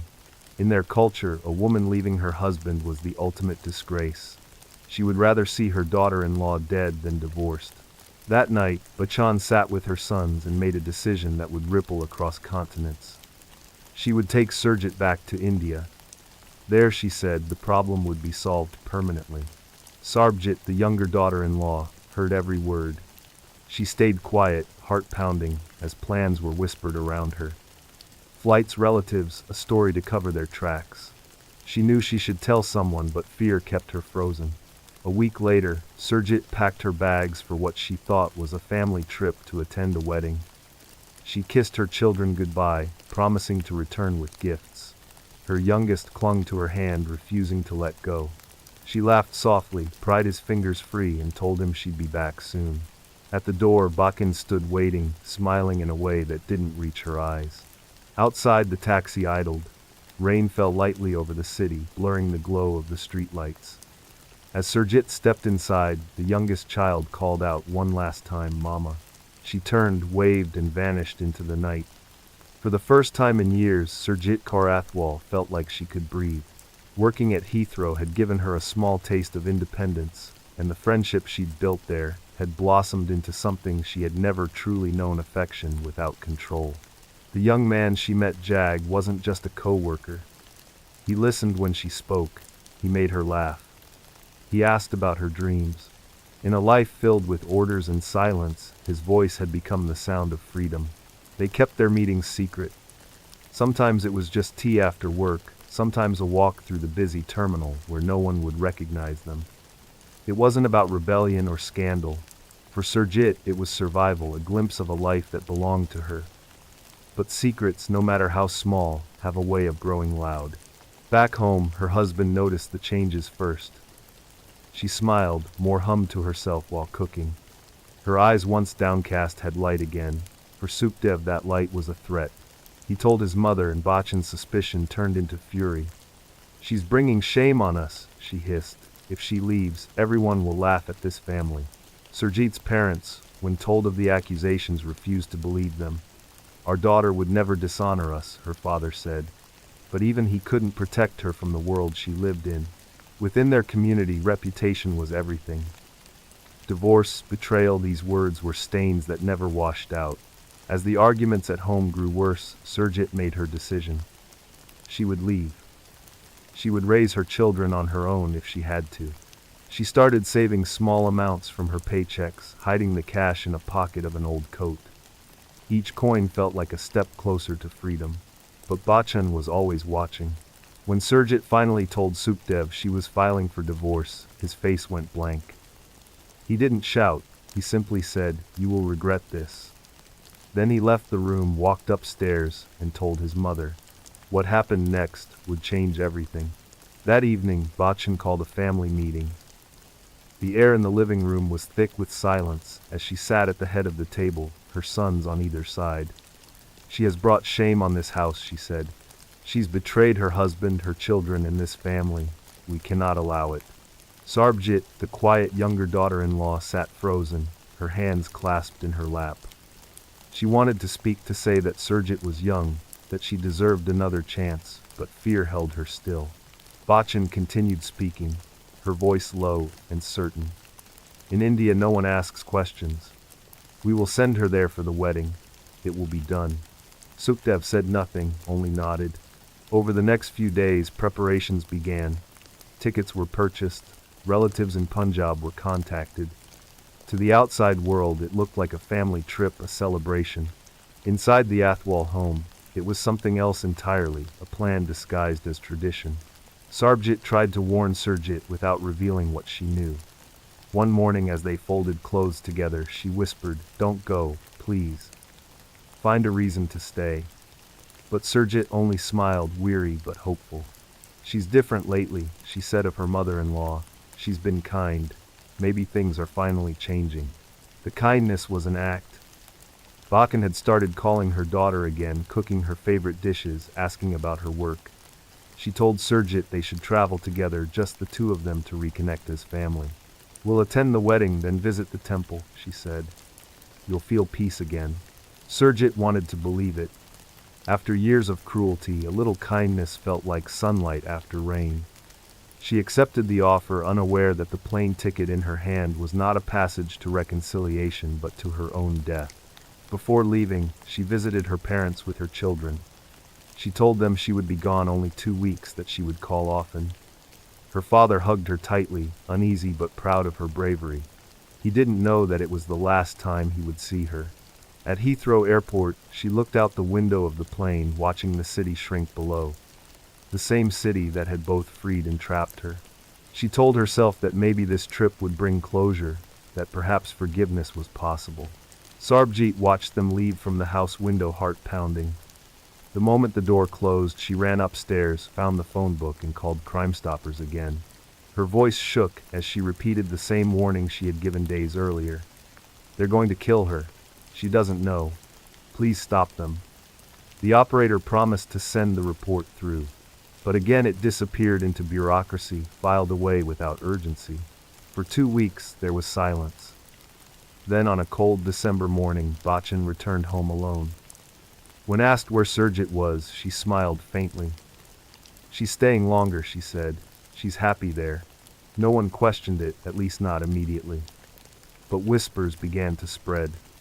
People said Bachchan's story changed each time she told it. Sometimes Surjit had run off with another man.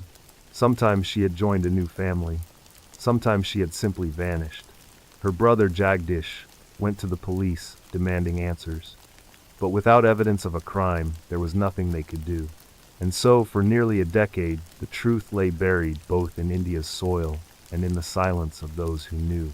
Only one woman carried the secret, the one who had made those desperate phone calls. Sarbjit lived each day with guilt pressing on her chest, hearing Bachchan's voice in her head. "No one will believe you. No one ever does." But one day that silence would finally break. And when it did, the story of what happened in India would shake 2 nations and bring the ghost of Surjit back into the light. The Athwal living room was quiet that evening, but it wasn't peace, it was tension. The curtains were drawn, the air thick with incense and whispers. Bachan sat in her usual chair, hands folded in her lap, her son seated beside her. Across from them, Sarbjit kept her eyes on the floor, pretending to be invisible. Everyone knew this wasn't an ordinary family discussion. This was judgment night. Bachan began softly, her tone calm but sharp as glass. "Our family name has been dragged through the dirt," she said. "People are talking. They say my daughter-in-law wants to leave her husband, that she's having an affair. This is shame I cannot bear." Sukhdev, silent until then, nodded slowly. "She's been seeing someone from her work," he muttered. "I've heard it from others too." There was a pause, heavy and deliberate. Then Bachan said the words that froze Sarbjit's blood. "She must be dealt with. Once and for all." In that moment, the tone in the room shifted. It wasn't anger anymore, it was resolve. Bachan looked at her sons, then at her daughter-in-law. In India, people know what happens to women who disgrace their families. They disappear quietly, and honor is restored. Sarbjit felt her stomach twist. The words were simple, but their meaning was clear. A plan had been decided long before this meeting. She wanted to speak, to say something, anything but fear anchored her in silence. The next day, Bachan's mood changed completely. She moved through the house, humming softly, preparing tea, smiling at everyone. It was as if the storm had passed. She told Surjit that there was a wedding coming up in Punjab, and that the family should attend. "It will do us all good," she said. "A change of air, a time to reconnect." Surjit hesitated. "What about my job?" "I'll speak to them," Bachan said smoothly. "This is family business." Over the next week, everything seemed almost normal. Bachan helped Surjit pack her clothes, even bought her a new sari. She complimented her hair, her smile, and spoke to her kindly in front of the children. For the first time in years, Surjit began to think maybe her mother-in-law had changed. But in private, Bachan made other preparations. She called her brother Darshan, who lived in Punjab, and told him to be ready. She explained what needed to be done. Darshan didn't question her, he simply agreed. On December 3, 1998, the flight departed from Heathrow Airport. Surjit and Bachan sat side by side, the hum of the engines drowning out every unspoken thought. Surjit looked out the window, watching the city lights fade beneath the clouds. She whispered a quiet prayer, not knowing that she was already saying goodbye. Back in London, Sarbjit couldn't sleep. The image of that meeting haunted her, the calmness in Bachan's voice, the certainty in her eyes. She wanted to believe it was only a threat, that no one could truly mean it. But deep down, she knew better. She waited until morning, then walked to a nearby payphone, clutching a piece of paper with a number written in shaky handwriting. "Crime Stoppers." Her voice trembled as she spoke. "There's a woman on a plane to India. Her name is Surjit Athwal. She's in danger. They're going to kill her." The operator listened, took notes, promised to pass it on. But like so many warnings before, her words fell into a system that didn't understand urgency. The report was filed, not followed. Meanwhile, the plane touched down in Delhi. The air was hot, thick with dust. Bachan's brother met them at the airport, smiling broadly. "Welcome home," he said. To Surjit, he seemed kind, even gentle. She had no reason to be afraid. They spent the next few days visiting relatives and attending wedding festivities. Photos taken at the time show Surjit smiling, dressed in gold and red, surrounded by family members who already knew her fate. Each picture looked ordinary, joyful even, but behind every smile was the shadow of what was coming. On December 13th, Bachan told her daughter-in-law they would visit relatives in another village. "Just a short trip," she said. "We'll go shopping afterward." Surjit agreed, unaware that this would be her final journey. When they reached the outskirts of Delhi, Bachan's brother and another man were waiting in a small jeep. Surjit climbed in, laughing softly, holding her handbag in her lap. Halfway down a deserted road, she asked where they were going. No one answered. That was the last time she was seen alive. Days later, Bachan returned to London alone. She told anyone who asked that Surjit had decided to stay in India, that she had met someone new. She even spread rumors that her daughter-in-law had abandoned her children to start a new life. For years, those lies held. The police in London saw no reason to question them. Surjit was an adult free to live wherever she wanted. Her husband quietly filed for divorce, citing abandonment. The case was closed, but Sarabjit never forgot that meeting, those words, that cold certainty. She carried them like a stone in her chest for almost a decade before she finally found the courage to speak again. And when she did, the silence that had protected the Athwal family would finally begin to crack. The day they left London was cold and grey, the kind of winter morning when the sky looked made of steel. Surjit Athwal wore a red shawl and carried a small suitcase that barely held her things. She told her children she would bring sweets and gifts from India. Her son, only 8 years old, hugged her tightly, not wanting to let go. She smiled, kissed his forehead, and promised she'd be back soon. At Heathrow, she checked in beside her mother-in-law, Bakan, who appeared calm, almost cheerful. The airline staff remembered them, two well-dressed women traveling for a family wedding. Nothing seemed unusual. No one could have guessed that one of them would never make the return flight. When the plane took off, Surjit stared out the window for a long time. Beneath the clouds, London disappeared, replaced by miles of ocean and sky. For her, the trip was meant to be a turning point, a final attempt to mend her relationship with her husband's family. Bachchan had promised forgiveness, a fresh start, and Surjit wanted to believe it. After years of cruelty, a sliver of hope was all she had left. But back in England, Sarabjit couldn't find peace. She had made the warning call, told the authorities that something terrible was about to happen, but no one came. No one listened. For the next 2 weeks, she waited by the phone, expecting news, any sign that the trip had ended safely. The silence grew heavier each day. In Punjab, the air was hot, thick with dust and diesel. Bachchan's relatives greeted the women warmly, showering them with food and flowers. To Surjit, it must have felt like kindness, the kind she hadn't known for years. She smiled in photos, unaware that every friendly face hid complicity. They visited temples, attended wedding celebrations, posed for pictures. Everything looked normal. Then one night, Bachchan told her they would visit relatives in another village before returning home. "We'll stay only one night," she said. Surjit packed her bag without hesitation. According to later testimony, the journey took them down a narrow, rural road lined with sugarcane fields. The air was still. Somewhere between villages, the car stopped. What happened next would never be fully known, but by dawn, Surjit was gone. Her body was never found. The next day, Bachchan returned alone to her brother's home, her clothes neat, her tone composed.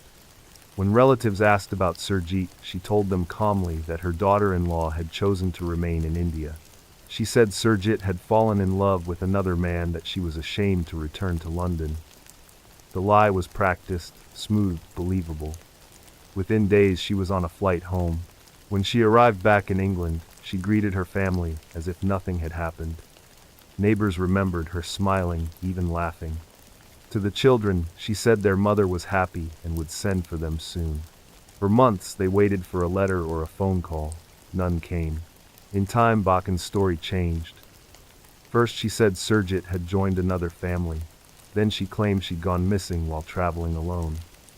Eventually, she stopped mentioning her entirely. The years passed. People in the community whispered, but few dared to confront her. In their culture, questioning elders, especially someone as respected as Bachchan, was unthinkable. Surjit's husband filed for divorce, quietly citing abandonment. Within a year, he remarried.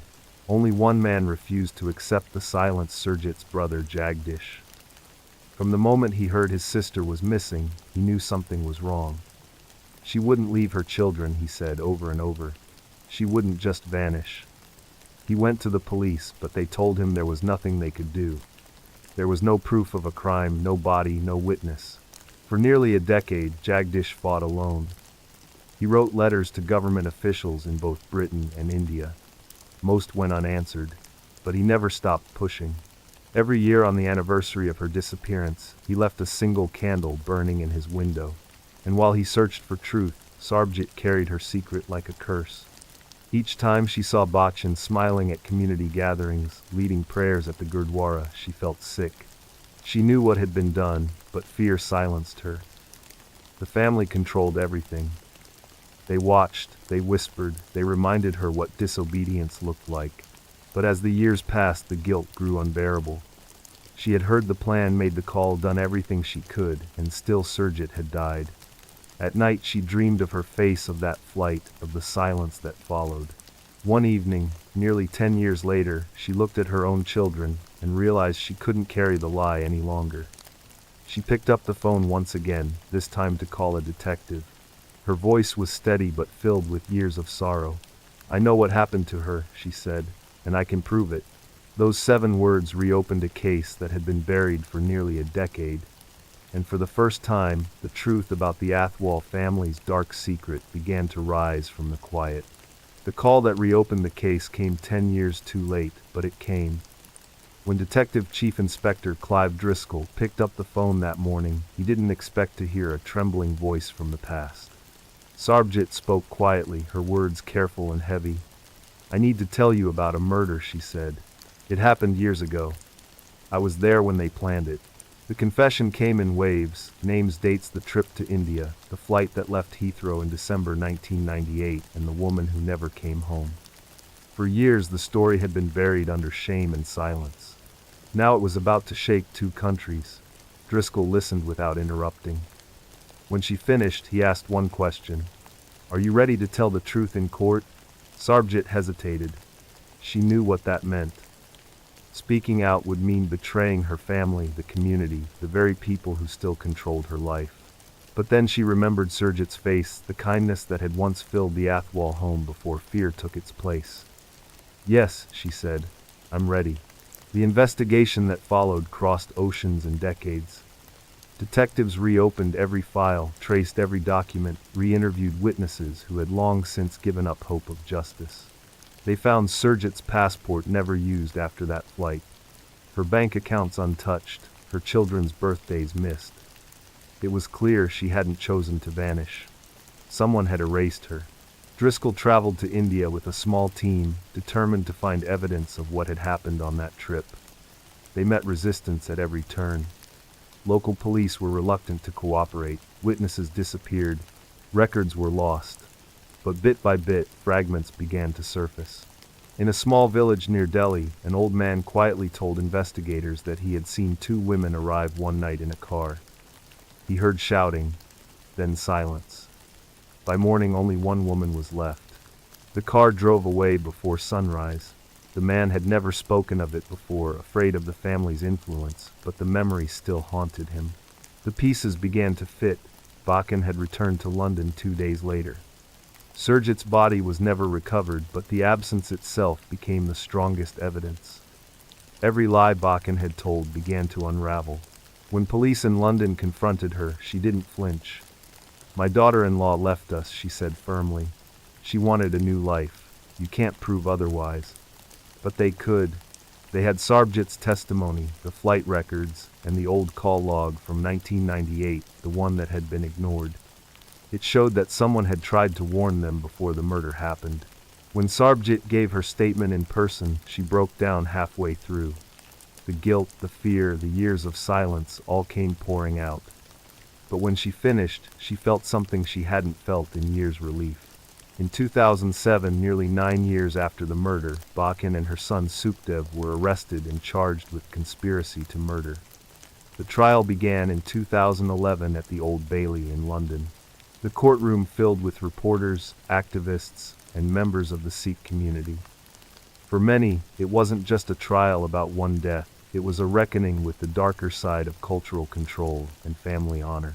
The prosecution laid out the story piece by piece: the abusive home, the threats, the meeting where the plan was made, the flight, the silence, and finally, the return of 2 women who had left as 3. They played Sarbjit's recorded statement, her voice steady but trembling. "She didn't know what was coming. She trusted them, and I stayed quiet." The defense argued that there was no body, no physical proof. They painted Bakken as a devout, misunderstood woman, too old and too sick to commit such an act. But the jury saw through it. The evidence of control, of manipulation, of cold planning was too strong. After weeks of testimony, the verdict came. Both Bakken and her son were found guilty of murder. When the judge read the sentence, life imprisonment, neither of them looked up. Bachin stared straight ahead, unblinking, her expression empty. Sukhdev lowered his head, saying nothing. Outside the courthouse, Surjit's brother Jagdish stood surrounded by cameras. He held a small photograph of his sister smiling in her wedding dress. His voice shook as he spoke. It took 13 years, but we never gave up. She deserved justice. Now she finally has it. Reporters called it a landmark case, the first time a British citizen had been convicted of ordering an honor killing carried out overseas. It forced law enforcement to confront the uncomfortable truth that culture could never excuse cruelty. But for those who had lived it, the victory felt bittersweet. Surjit was gone, her children had grown up without her. The people who claimed to protect family honor had destroyed it instead. Sarabjit lived the rest of her life quietly away from the public eye. Some in the community shunned her, others called her brave. She never cared about either. I only did what I should have done 10 years earlier, she told the detective before moving away. For Detective Driscoll, the case changed everything. He often said that what haunted him most wasn't the murder itself, but the years of silence that followed, the voices that were too afraid to speak, the call that went unanswered. On the anniversary of the verdict, Jagdish placed a candle by the window of his home. The same candle he had lit every year since his sister disappeared. This time it burned not for hope but for peace. And far away in Punjab, on a quiet stretch of road lined with sugar cane, the wind carried faint whispers through the fields, as if the land itself remembered what had been buried there so long ago. It was the summer of 2011 in Guangdong, China, when the fishermen made the discovery. The river ran low that year, exposing the mud and trash that usually stayed hidden beneath the water. The men were pulling in their nets near a concrete bridge when one of them saw something pale tangled among the reeds. At first he thought it was a mannequin, but when he waded closer, the smell told him otherwise. The police arrived within the hour, sirens echoing off the empty bridge. The body was female, partially clothed, head missing. The current had carried it downstream, leaving it lodged against the support pillar. There was no identification, no belongings, no sign of struggle nearby. The medical examiner estimated she'd been dead for at least 3 days.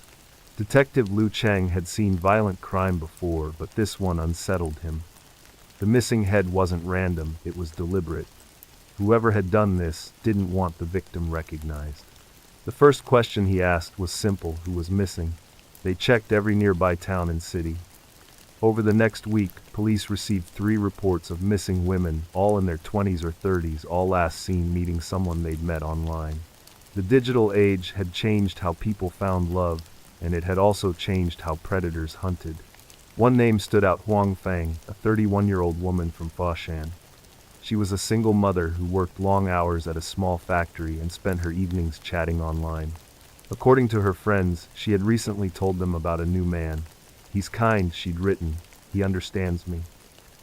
Her messages stopped 3 days before the body was found.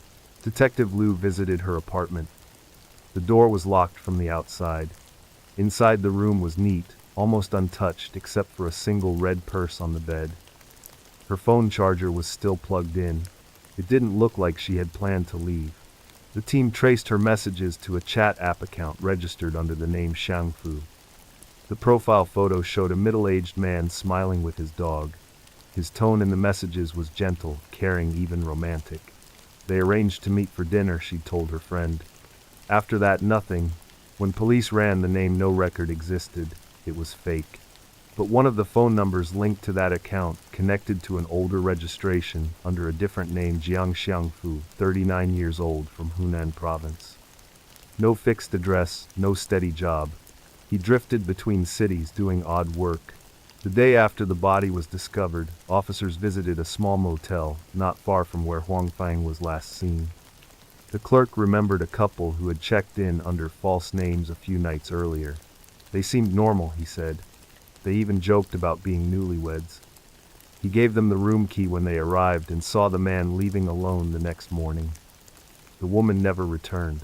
When detectives entered that same room, the air smelled faintly of bleach. The sheets were gone. The drain in the bathroom was clogged with long strands of hair.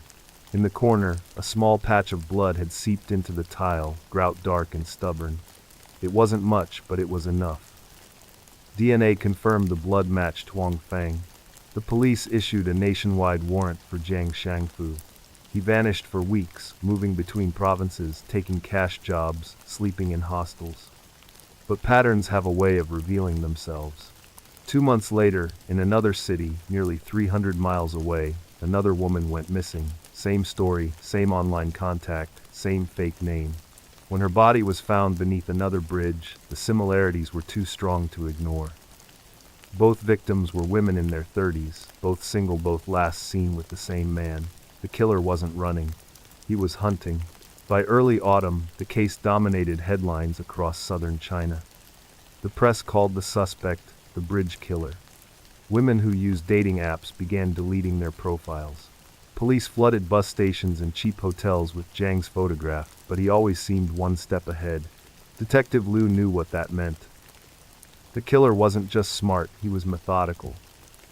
He had done this before. He was comfortable, confident, and somewhere in that confidence was a mistake waiting to be found. Weeks later, that mistake arrived in the form of a phone call. A man working at a pawn shop in Guangzhou reported something odd. A customer had sold him a woman's necklace with a small heart-shaped charm. Inside the charm was an engraving to Fang with love. Liu sent his team immediately. The seller had signed the receipt using the name Jiang. He'd even provided an ID one later confirmed to be forged. But the surveillance camera above the counter caught his face clearly as he pocketed the cash and left. When Liu saw the footage, he leaned back in his chair, a grim smile forming. They finally had him.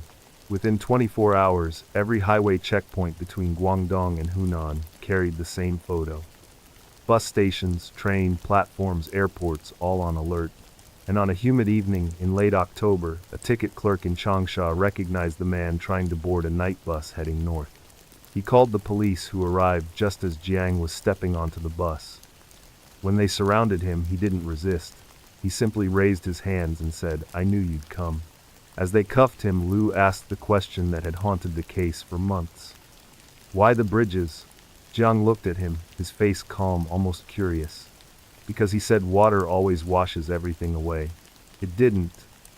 The morning after Jiang Xiangfu's arrest, the sky over Guangzhou was pale and heavy with humidity. Detective Liu Cheng stood outside the interrogation room, watching the suspect through the small glass window. Jiang sat calmly at the table, his hands folded, eyes fixed on the metal surface in front of him. He didn't look like a killer. He looked like a man waiting for a train. Inside the room, the air conditioner hummed faintly. When the officers entered, Jiang greeted them with a polite nod. "I knew you'd find me," he said. "I was tired of running." Liu sat across from him. "We found the necklace," he began. "Huang Feng's necklace." Jiang tilted his head slightly. "She liked that necklace," he said. "Said it made her feel beautiful." "You killed her," Liu said evenly. Jiang's mouth twitched, not quite a smile. "You can't prove it." Liu leaned forward. "We have her blood in the motel, your fingerprints on the faucet, and witnesses who saw you with her the night she disappeared. You can save us time, or you can spend the rest of your life pretending you didn't do it." For a moment, Jiang said nothing. Then he exhaled a long, slow breath that sounded almost relieved. "You think she's the only one?" That was when the real story began. Over the next 6 hours, Jiang talked. His voice never rose, never faltered. He described how he met Huang Feng on a dating site, how he promised her kindness and a better life, how he made her laugh over text. "She told me her husband left her," he said. "She wanted someone who listened. So I listened." He'd used the same words on every woman before her, the same stories, the same compliments. When trust came easily, so did the end. "I took her to dinner," he continued. "We went to the motel afterward. She asked if I loved her. I told her yes. She believed me." He paused. "Then she asked for money. That's when I knew." Knew what Liu asked. "That she was like all the others," Jiang said softly. "Using me." He didn't describe the killing itself in detail, but his expression told the story well enough. He spoke of anger that came in flashes, of a calmness afterward that made him feel powerful. "When I left," he said, "she looked peaceful." Liu stared at him, repulsed but composed. "How many?" Jiang shrugged. "You'll find out." Investigators soon did. They traced his online history across multiple accounts, each one registered under a different name, but all leading back to the same phone numbers. At least 3 other women had gone missing in the past 5 years, all in different provinces, all after meeting men online who shared Jiang's description. One of them, a woman named Chen Mei, had vanished 3 years earlier, after telling her sister she'd met someone wonderful who wanted to take her traveling. Another, Lin Hua, had been last seen at a hotel near the Pearl River, where staff remembered a quiet man with kind eyes and a southern accent.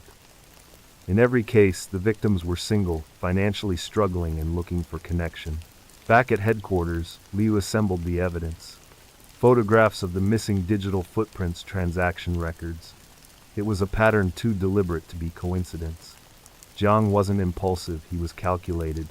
He sought women who were isolated, who wouldn't be missed right away, who were easy to charm and easy to discard. When presented with the new evidence, Jiang didn't deny it. He almost seemed pleased. "So you've been paying attention," he said. "Good. Most people don't." Liu asked him about the bridges. "Why leave them there? Why in water?" Jiang looked up slowly. "Water makes everything clean," he said. "No faces, no noise, just quiet." The statement chilled the room. In the following weeks, police searched multiple rivers, lakes, and abandoned properties across southern China. They found 2 more bodies. Both women had been killed in the same way, both decapitated, both left where the water would eventually carry them away. The media called him the River Ghost. Stories spread fast, each one darker than the last. Some described him as a charming manipulator, others as a man consumed by hatred for women. But Jiang rejected both. "I don't hate them," he told a reporter later. "I just stopped them from lying." In court, the evidence against him was overwhelming. Dozens of witnesses, hours of recorded testimony, digital traces of every conversation he'd had with his victims. He showed no remorse. During sentencing, when asked if he wanted to apologize, he simply said, "There's no point, they're gone." Zhang Xiangfu was sentenced to death for multiple murders. When the verdict was read, he nodded once and said, "I understand." Afterward, Detective Liu stood outside the courthouse, the crowd buzzing with anger and fear. Reporters wanted quotes, headlines, sound bites. He gave them only one sentence. "Monsters don't hide under bridges," he said. "They walked beside us, smiling." That night he went home and stood by his window, listening to the rain hit the glass. He thought about the women Huang Fang, Chen Mei, Lin Hua, names that would fade from headlines but never from his memory.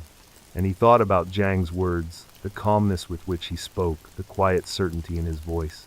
There was no madness there, only emptiness. The kind that makes evil look ordinary. It was late autumn in 2011 when the second call came in. A hotel maid at a small business inn on the outskirts of Guangzhou reported something strange, a strong odor seeping from room 306. The guests next door had complained. Management had tried knocking several times, but no one answered. The front desk showed the room had been rented 2 days earlier by a man who paid in cash, signed the register as Mr. Jiang, and said he was traveling alone. When police arrived, they forced the door open. The air that rushed out was heavy, metallic, and unmistakable. The curtains were drawn tight, the room dark, except for the flicker of a television still playing static. On the bed was a shape wrapped in a floral blanket. At first glance, it could have been luggage, but when the officer pulled it back, what he saw stopped him cold.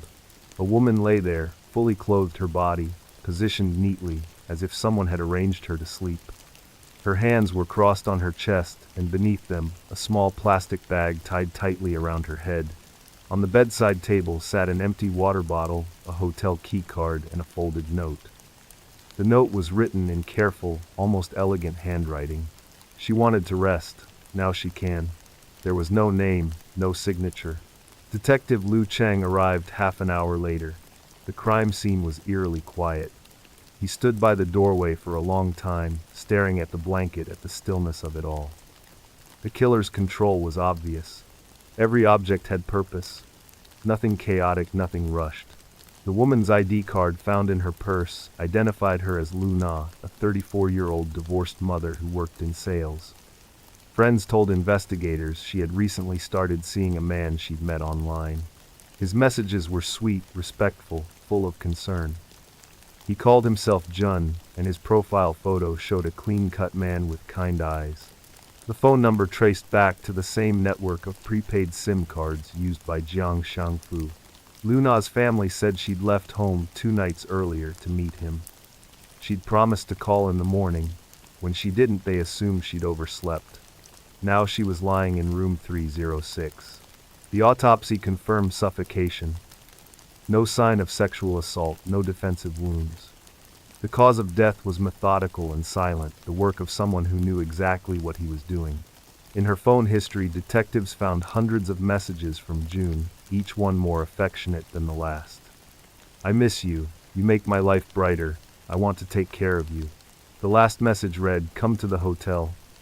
I have a surprise for you." Lu Cheng had seen this pattern before. A man who turned affection into bait, then used trust as a weapon. He told his team, he doesn't kill for anger, he kills for control. He decides when they live, when they die, and when they disappear. That same night, another team combed through CCTV footage around the hotel. One camera caught a man entering at 7:30 p.m., wearing a baseball cap and carrying a small black duffel bag. He left at 9:54, walking calmly, even stopping at the vending machine before heading toward the main road. His face was partially hidden, but the build, the posture, the stride, all of it matched Jiang. 2 hours later, his bus ticket showed him leaving Guangzhou for a small town to the north. By morning, he was gone again. The press went wild. The bridge killer had struck again, only this time he hadn't used a river. He'd left her in a bed, wrapped like a gift, with a note that sounded almost tender. People were terrified. Women deleted dating apps. Hotels began requiring ID verification at check-in. The public wanted answers, and Liu felt the pressure like a weight on his chest. Days later, they caught another break. A surveillance camera at a pawn shop in that same district showed Jiang selling a gold bracelet identical to one Lu Na had owned. When questioned, the shopkeeper confirmed the sale. He was polite, he said, talked about needing money for travel. With that evidence, the net tightened again. But as Liu pieced together Jiang's movements, he began to realize this wasn't random. Each murder followed a pattern, a rising tempo, a rhythm only Jiang seemed to understand. 3 months after the first body under the bridge, there had been another. Now, with Lu Na, the killer was getting bolder, staying longer at each scene, leaving behind his thoughts disguised as notes. He wasn't trying to hide anymore. He wanted to be known. Lu reread the note from room 306. She wanted to rest. Now she can. It wasn't confession or apology, it was ownership. He thought about the women, their hopes, their loneliness, the way each one reached for connection and found a predator instead. The same technology that gave them freedom had delivered them into his hands. When Liu finally left the hotel that night, the street outside was buzzing with neon and noise, as if the world hadn't just witnessed something monstrous. Rain began to fall again, soaking the pavement, blurring the flashing lights into rivers of color. He looked up at the sky and whispered, "We're running out of time." He was right, because while the police were piecing together the puzzle of Lu Na's death, Jiang Shangfu was already planning his next one, and the next woman he chose would not be a stranger. By the time police traced Jiang Shangfu's latest movements, he had already changed his name again. He was no longer Jun or Shangfu or Mr. Jiang. Now on a new dating profile, he called himself Li Wei. His photo showed a man in his early 40s, clean-shaven, friendly, someone who looked trustworthy enough to meet for coffee. Detective Lu Cheng knew he was hunting a man who didn't just hide behind false identities, he lived through them. Jiang adapted like a shadow, slipping between cities, using charm as his disguise. Every time the police got close, he was already gone, leaving behind only women who never came home. Liu's team mapped the timeline on a whiteboard. 4 victims confirmed, 1 more missing. The pattern stretched across provinces following major highways and train lines. The crimes were never spontaneous. Each one required planning, weeks of messages, gifts, promises. He lured them in, like a fisherman, patient and precise. Then came the message that broke the silence. A young woman named Zhao Lin contacted police after seeing Jiang's face on the news. Her voice shook as she explained that she had met a man online, using the name Li Wei. He had taken her out twice, always polite, always insisting she never needed to pay. He spoke softly, told her she reminded him of someone he once loved. She thought he was lonely kind. When she saw his picture on television, she almost dropped her phone. Liu asked her to meet at the station, and there she told them everything. The messages, the dinner, the last conversation. He wanted to come to my apartment, she said. I told him no. He smiled, said maybe next time. That next time never came because the police found him first. Using her messages as bait, investigators set up a sting. They created a fake profile under Zhao Lin's name and arranged to meet Li Wei at a cafe downtown. The message was simple: I've changed my mind, let's meet again. He replied within minutes. Tomorrow 10 a.m. I'll bring breakfast. Liu was there the next morning. The cafe was small, quiet sunlight cutting across the floor through dusty windows. Officers disguised as customers waited at nearby tables. At 9:58, the door opened, and Jiang walked in, carrying a paper bag and smiling. He looked harmless. He ordered 2 coffees and scanned the room. When no one stood to greet him, confusion flickered across his face. That's when Liu stepped forward. Li Wei, he said calmly. Jiang turned, the smile fading. Detective. For a moment they just looked at each other, the hunter and the hunted. Then Jiang sighed, set the bag on the counter and said, so it ends here. But it didn't end there. Not yet. Back at headquarters, the interrogation began again. This time, Jiang was more talkative. He seemed almost relieved to have an audience. You keep calling them victims, he said. But they chose me. They came to me. Liu's voice stayed steady. They trusted you. That's what love is, isn't it? Jiang replied. Trusting someone until it kills you. He leaned back in his chair, his tone casual. I gave them attention, care, everything they wanted. Then I gave them peace. Peace, Liu asked. They didn't have to be lonely anymore. The words chilled everyone in the room. This wasn't madness, it was belief. Jiang thought he was doing something merciful. When pressed about the number of women, he shrugged. You found 4. There are more. But not as many as people will say. How many? He smiled faintly. Enough to make me unforgettable. Liu didn't respond. He let the silence stretch until Jiang grew restless. You think you're different from me? Jiang asked. You chase me, learn about me, think about me. You've made me part of your life too. Liu stood. The difference, he said quietly, is that when this ends, I get to walk out of the room. Jiang said nothing. He just watched the detective leave a hint of amusement in his eyes. In the following weeks, investigators continued to uncover evidence. Items found in Jiang's apartment tied him to several missing persons cases, stretching back nearly a decade. Jewelry, ID cards, photographs, trophies from lives he'd stolen. Each item was catalogued, each one another voice added to the chorus of the dead. The trial took months. Journalists called Jiang a modern-day chameleon, a man who used technology not to connect but to consume. The prosecution painted him as cold and deliberate, a manipulator who preyed on loneliness. The defense tried to claim mental illness, but even psychiatrists said his reasoning was intact. He listened quietly during the proceedings, expressionless, his eyes following each witness. When the judge finally sentenced him to death, he nodded once, the same gesture he'd made before. Everyone dies, he said. I just helped them go first. The courtroom erupted in anger, but Jiang never looked away from Liu, seated at the back. Their eyes met one final time. For a brief moment, Liu thought he saw something, regret maybe, but it vanished as quickly as it came. After the verdict, Liu stood outside in the rain, the city lights reflecting off the wet pavement. He thought of the women whose names the world would soon forget, and of the man who had taken them all. Somewhere behind bars, Jiang sat in silence, waiting for the day when the water would finally wash him away too. But even after he was gone, his name would linger in whispers and headlines, a reminder that monsters don't need to hide in the dark anymore. They can smile, talk gently, and say all the right words. And that, Liu realized, was what made them truly terrifying. The trial was over, but Detective Liu Cheng couldn't let it go. The courtroom had given the world its closure, but for him, questions still hung in the air like smoke that wouldn't clear. How many victims were there really? How far back did Jiang Shangfu's trail stretch, and what drove a man like him to turn trust into a weapon? After the verdict, Liu returned to Jiang's apartment one last time. It had been sealed for months, everything catalogued, but the room still smelled faintly of cigarette smoke and rain. On the table, the faint outline of a notebook remained where the police had lifted it for evidence. He remembered flipping through its pages, reading Jiang's handwriting, small, precise, controlled. The notebook wasn't a diary, it was a record. Each page contained fragments of names, dates, and numbers, time spent talking, gifts given, places visited. Every victim reduced to data organized like entries in a ledger. There were 10 names in total. The police had confirmed 4. That left 6 women whose families still didn't know what had happened.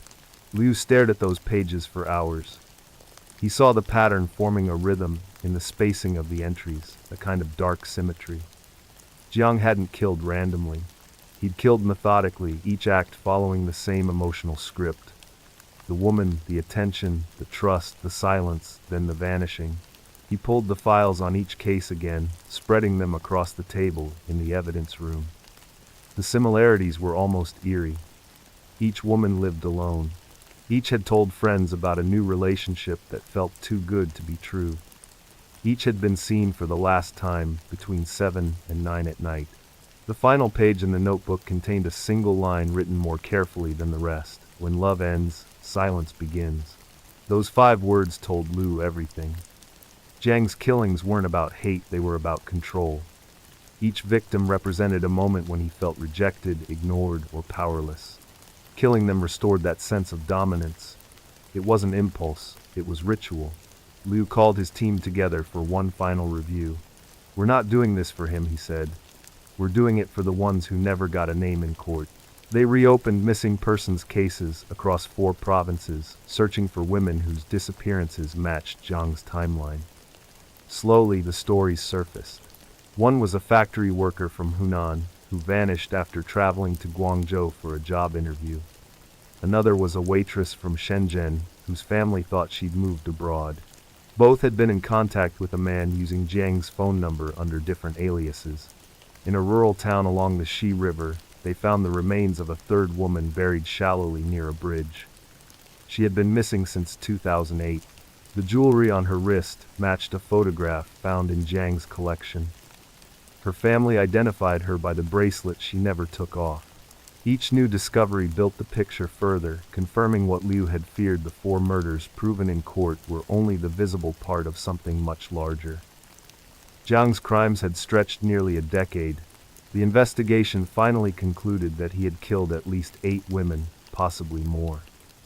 The rest would remain missing, their names lost in the spaces between pages. When reporters asked Liu how he felt, knowing the full scope of what Jiang had done, he answered quietly, relieved to know the truth, horrified that it took this long to see it. Jiang himself remained detached in his final months on death row. He spent most days reading newspapers and writing letters that no one received. When asked if he regretted anything, he said, "I regret getting caught." Before his execution, he requested to see Liu one last time.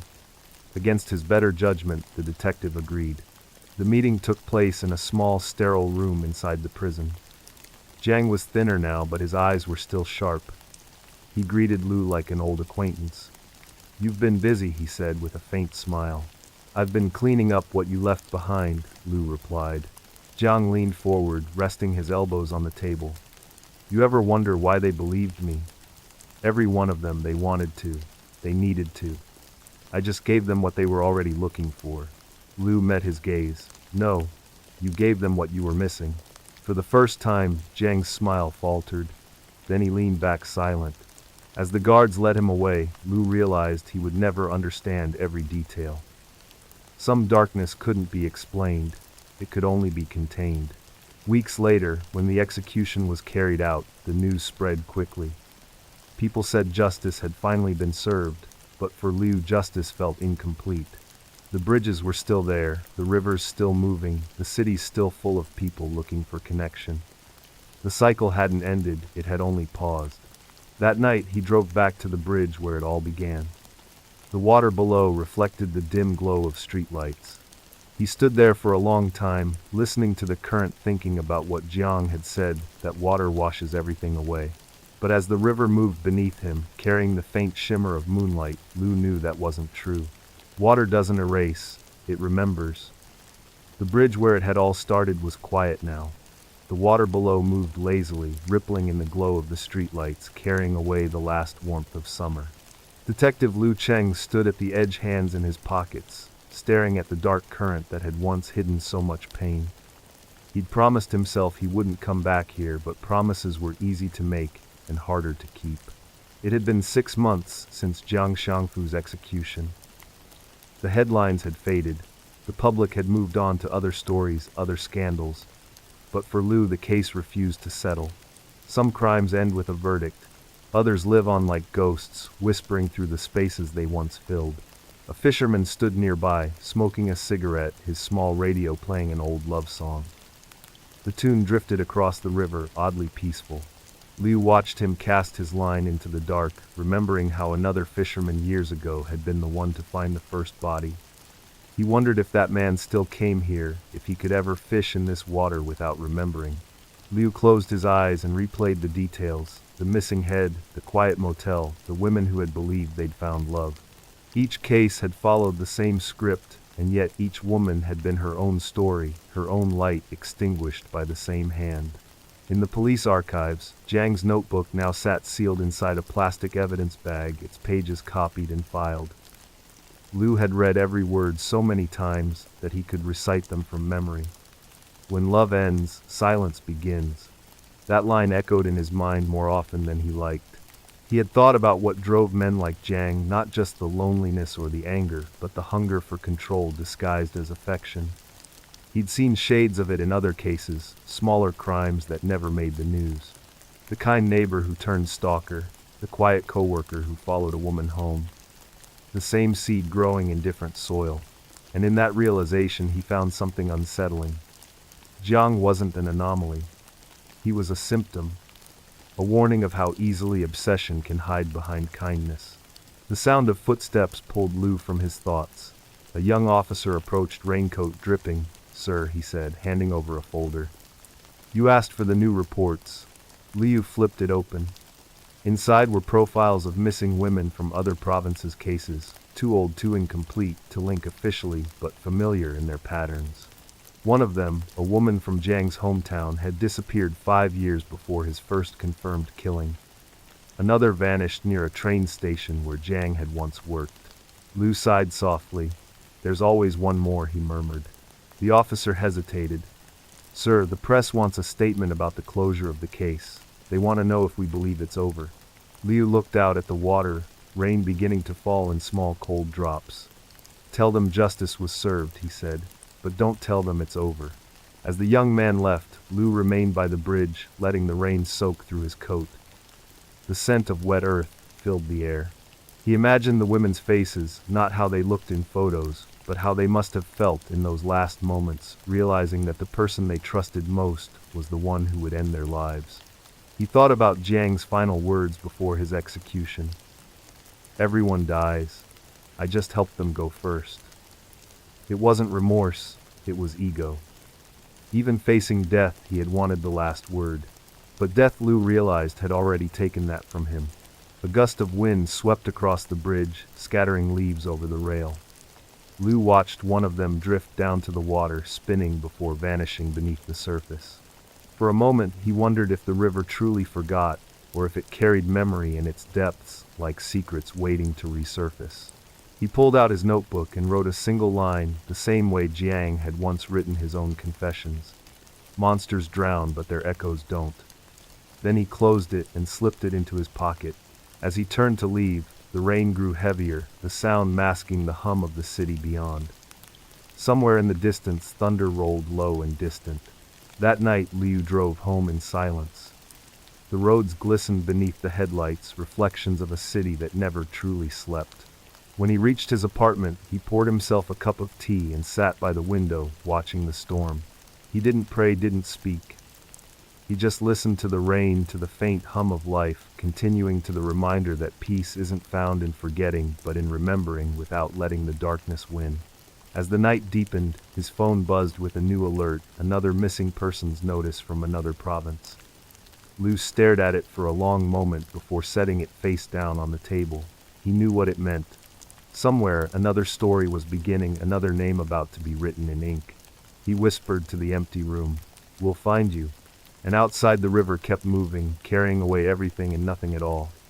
Northern California, 2019. The morning fog rolled in low and slow, draping the quiet streets of San Pablo in a gray stillness. The houses along Saturn Avenue all looked the same, modest suburban, lined with trimmed lawns and cars parked in perfect order. Nothing about it stood out except for the one house that didn't open its curtains that morning. Inside that house lived Lynn Thonokle, 46 years old, and her mother, 72-year-old Kiu Toy. They were close, so close, in fact, that neighbors often joked they moved like mirrors, one always beside the other. Lynn's husband, Vo Hong Fook, worked as a contractor. They had been married for more than 20 years, and on the surface, their lives were steady. But behind those drawn curtains, cracks had begun to form. It started with money. Friends said Lynn handled most of the family's finances and had recently discovered large withdrawals from their joint account. Fook brushed it off, said it was for a new project, but the tension lingered. The couple argued more often, sometimes loud enough for neighbors to hear. Still, no one thought much of it. Married people fight, especially when money's tight. On the morning of January 26th, Lynn's coworker noticed she hadn't shown up for her shift at the local nail salon. It wasn't like her to miss a day. She was punctual, careful, the kind of person who apologized if she was even 5 minutes late. Her boss tried calling her cell phone, but it went straight to voicemail. By that evening, the salon called her home. No answer. The next day, her daughter Michelle stopped by to check on her. She knocked. No response. The blinds were still closed. She peered through a window and saw the living room spotless, everything in its place, but the air inside looked still untouched. When she tried the front door, it was locked. The side gate, though, was slightly ajar. She walked around to the backyard, calling out, "Mom." Silence. She tried the sliding glass door, locked. But as she stepped closer, she noticed something strange, a faint discoloration on the patio concrete, as if something had been scrubbed hard. She crouched down, running her hand across it. The surface was slick, smelled faintly of bleach. Her chest tightened. She called the police. Officers arrived within minutes, canvassing the area. The house was quiet, no signs of forced entry. Everything was clean, too clean. The kitchen smelled of detergent, and the carpets had been recently washed. On the counter, a half-filled cup of tea sat beside Lynn's reading glasses. Her phone charger was still plugged into the wall. In the master bedroom, detectives found both women's purses. Credit cards, IDs, and house keys were still inside.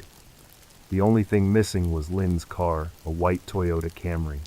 As the officers moved through the home, they noticed something odd about the living room floor. A large section of carpet had been freshly replaced. The installer's label was still visible on the edge of the padding. When they lifted a corner, they found traces of reddish-brown residue on the subfloor beneath. The luminol test lit up instantly. Blood. The stains were wide and irregular, spreading toward the hallway. There had been an attempt to clean it, but whoever did it hadn't been thorough. In the adjoining bathroom, small dots of blood lined the baseboards. One single fingerprint, faint but clear, was found on the underside of the sink. It matched Lynn. Detectives also discovered something else, a handwritten note on the refrigerator door. It read, "Gone to visit family for a few days." The handwriting looked shaky, uncertain. Lynn's co-workers later confirmed it didn't look like hers. By that evening, police had officially listed Lynn and her mother as missing. The following day, they located her car abandoned near a marina in Richmond, about 10 miles away. The driver's seat was pushed far back, too far for Lynn's small frame. A thin smear of blood was found on the steering wheel. Neighbors began talking. They said Fook had been acting strange. One man claimed he saw him in the driveway late the night before with large garbage bags and a roll of carpet. Another said he noticed a small bonfire in the backyard around midnight. When questioned, Fook told police he'd burned old flooring material after a home repair. He seemed calm, polite, helpful even. But when detectives asked about his wife's disappearance, his answers were rehearsed. "She went to visit relatives," he said. "She'll be back soon." When pressed for contact details, he hesitated, then gave a vague answer. "Maybe Sacramento, maybe San Jose." Investigators checked. No family there had seen or heard from her. By now the evidence pointed in one direction, but without bodies the case remained a mystery. Police secured a warrant and searched the home again. This time they found more. Beneath the newly installed carpet, padding technicians uncovered a small shard of broken porcelain, part of a coffee mug. It was stained with blood. DNA confirmed it matched Lynn's. They also found that a section of the backyard soil had been recently disturbed, though when they dug nothing was there. Whoever had buried something had moved it afterward. Detectives returned to question Fook again, but he'd stopped answering calls. When they arrived at his house, he was gone, his truck missing. For the next 48 hours, police issued a statewide alert. Then, early one morning, they got the call. Fook's vehicle had been spotted near a service station just outside Sacramento. When officers approached, they found him sitting in the driver's seat, staring ahead. He didn't resist arrest. He simply said, "I didn't mean for it to happen that way." In the trunk, they found a shovel, plastic sheeting, and cleaning supplies. No bodies. The mystery wasn't over yet. But the truth, like the stains beneath the carpet, was starting to seep through. When detectives returned to the small house on Saturn Avenue, they brought with them a new search warrant, a forensic team, and a quiet sense of certainty. The air around that home felt heavy, the kind of stillness that settles over a place where something terrible has happened. The curtains were still drawn, the lights still off, as if the house itself was holding its breath. The crime scene technicians began again from the ground up, this time slower, more methodical. The fresh carpet was pulled up completely. The flooring underneath glowed under the luminol spray, revealing long, uneven smears that stretched toward the hallway. Someone had wiped, scrubbed, and covered, but blood never really goes away. It hides beneath layers, waiting for the right light to speak. Near the baseboards, they found more traces, tiny droplets that had been painted over. The color of the paint didn't quite match the rest of the wall. Under magnification, the surface revealed faint red flecks trapped beneath the new layer. Whoever had tried to erase what happened had done so in a rush. In the bathroom sink, technicians found the same story told again. Blood diluted by water, clinging to the pipes.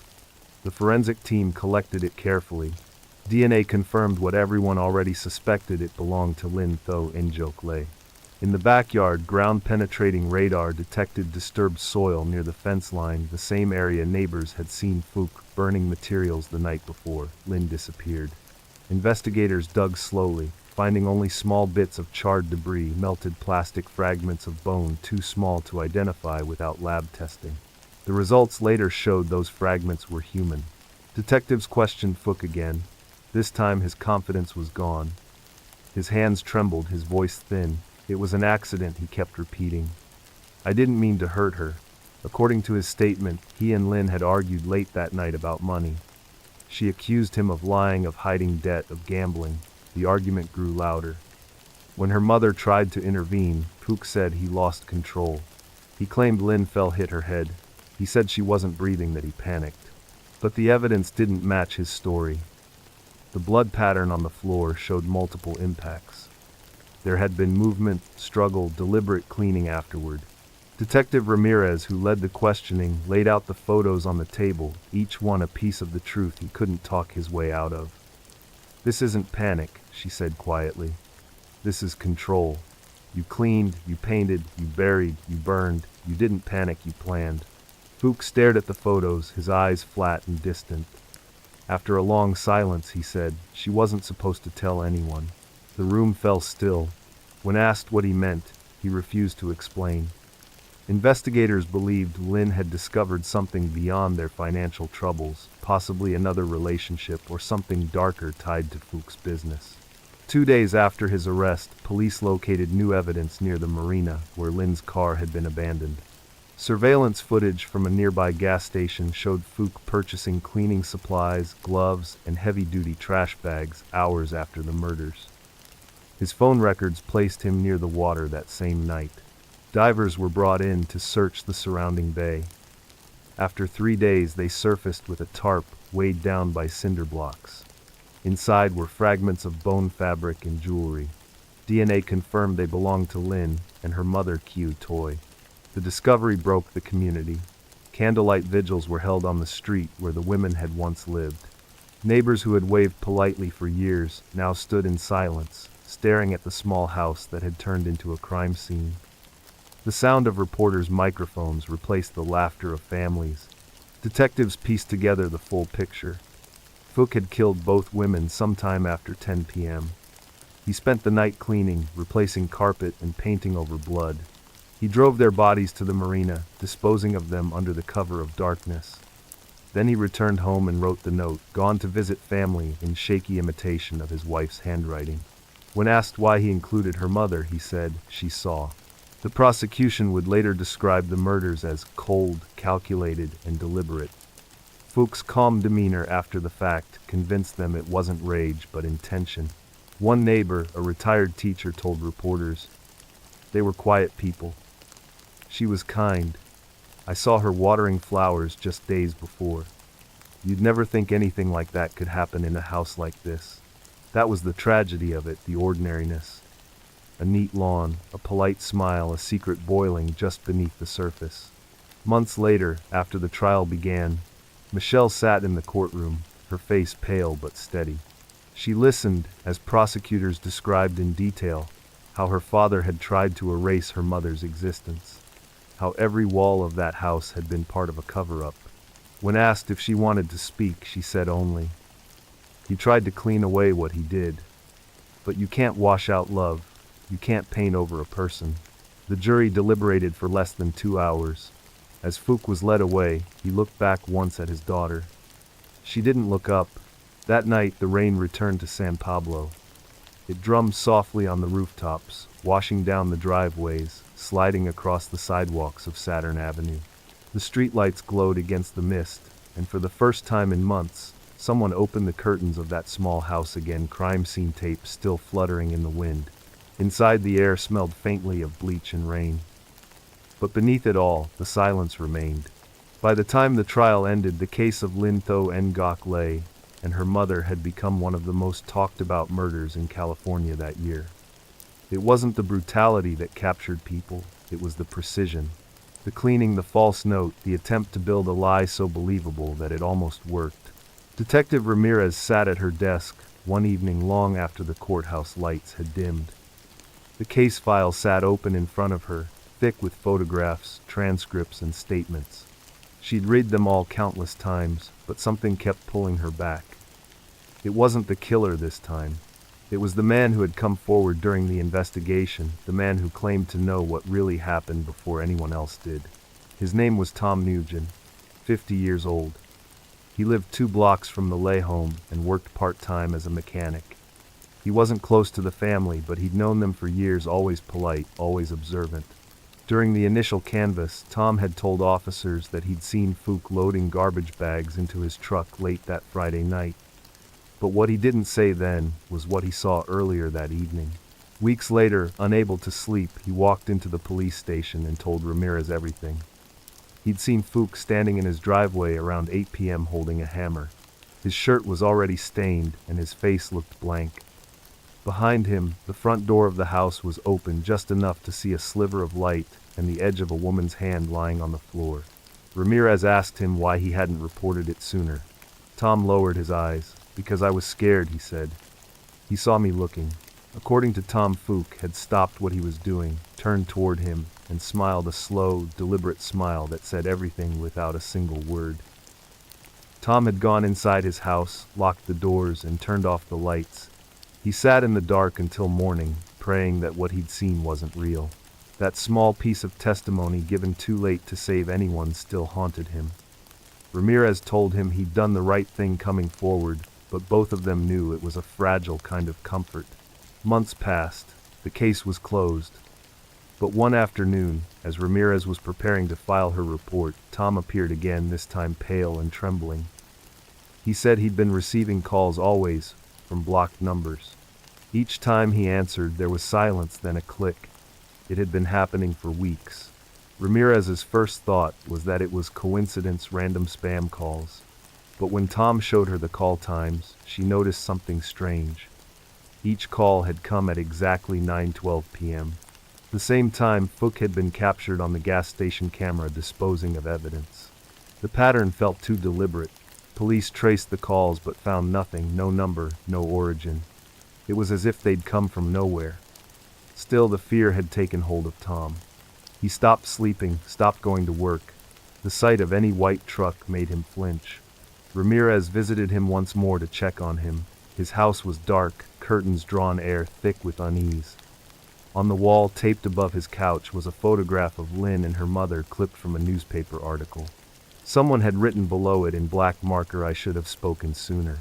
2 weeks later, Tom was found dead in his home from an apparent heart attack. He was 51. The coroner ruled it natural causes, but Ramirez couldn't shake the feeling that guilt had killed him long before his heart gave out. After his funeral, she returned to Saturn Avenue, standing near the same curb where he had watched the tragedy unfold. The neighborhood was quiet again, too quiet. The Le house had been repainted, the carpet replaced, the crime scene scrubbed clean. Families had moved on, children played outside again. But beneath the new paint and polished floors, Ramirez could still feel the echo of what had happened there. She thought about Tom's last words to her. "You know what I learned? Detective silence is louder when you've already heard the truth." Those words stayed with her. That night back at her apartment, Ramirez went through her notes one last time. She noticed something strange buried in the evidence, logs, a call from an unlisted number made to Lynn's phone just hours before she died.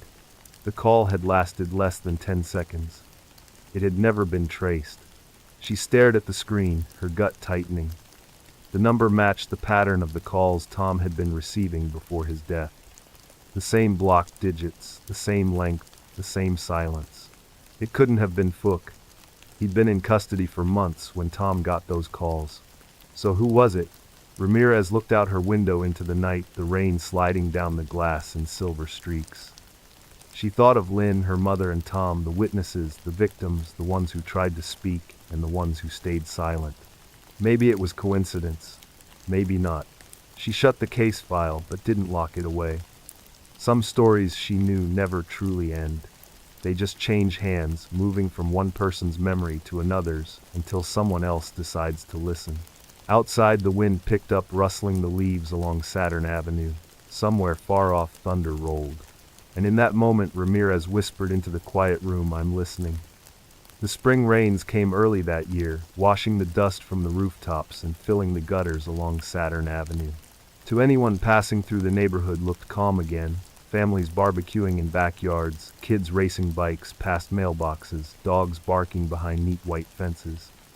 Life had moved forward. But for Detective Ramirez, the silence on that street still felt wrong, like a song missing its last note. She parked in front of the lay house one more time, stepping out into the drizzle. The paint was new, the windows replaced the garden, freshly planted with bright flowers. A real estate sign leaned on the curb, already tagged SOLD. The house was ready for another family, another story. But she knew the ghosts hadn't left. Inside, everything was bare. The new owners hadn't moved in yet, so her footsteps echoed softly through the empty rooms. The scent of fresh paint mingled with something older, faint, but impossible to forget, the sterile bite of bleach that had once tried to erase the past. She stood in the living room where the first blood had been found, picturing the carpet that had glowed under the forensic lights, the walls that had whispered what had been done here. It was hard to believe so much violence had happened in a place that now looked so clean. Her mind drifted to Tom Nguyen, the man who had seen too much and spoken too late. She thought about the calls he'd received, the same number that had appeared once in Lynn's call history. The records had gone cold, no trace, no origin, no explanation. But part of her refused to believe it was random. She walked slowly through the hall toward the back of the house. The rain outside had picked up, drumming against the windows. In the dim light, she could see faint patches on the wall where the paint wasn't quite even. She touched it gently, imagining Lynn's hand pressed there once, bracing against something she couldn't fight. A sharp crack of thunder broke her thoughts. She flinched, then laughed softly at herself. Even after years in homicide, this house made her uneasy. There was something about the quiet that felt alive. Her phone buzzed in her pocket. It was the lab, another update on the fragments found near the marina. She answered, her voice low. Detective Ramirez. Ma'am, we've completed a deeper analysis, the tech said. We found trace evidence on one of the bone fragments, paint particles, white enamel type, similar to those used on interior walls.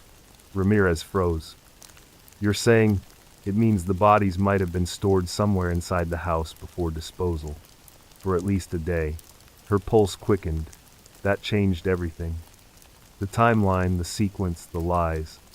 Fook had claimed panic, an accident, a rushed cover-up.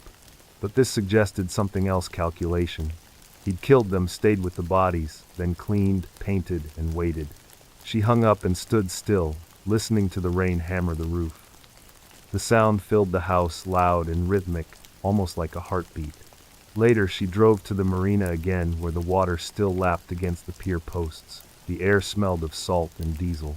The night Lynn and her mother vanished, Fook had stood right there, watching the tide pull at what he'd tried to hide. Ramirez crouched near the edge, staring into the dark water. Detectives say the dead don't speak, but she wasn't so sure.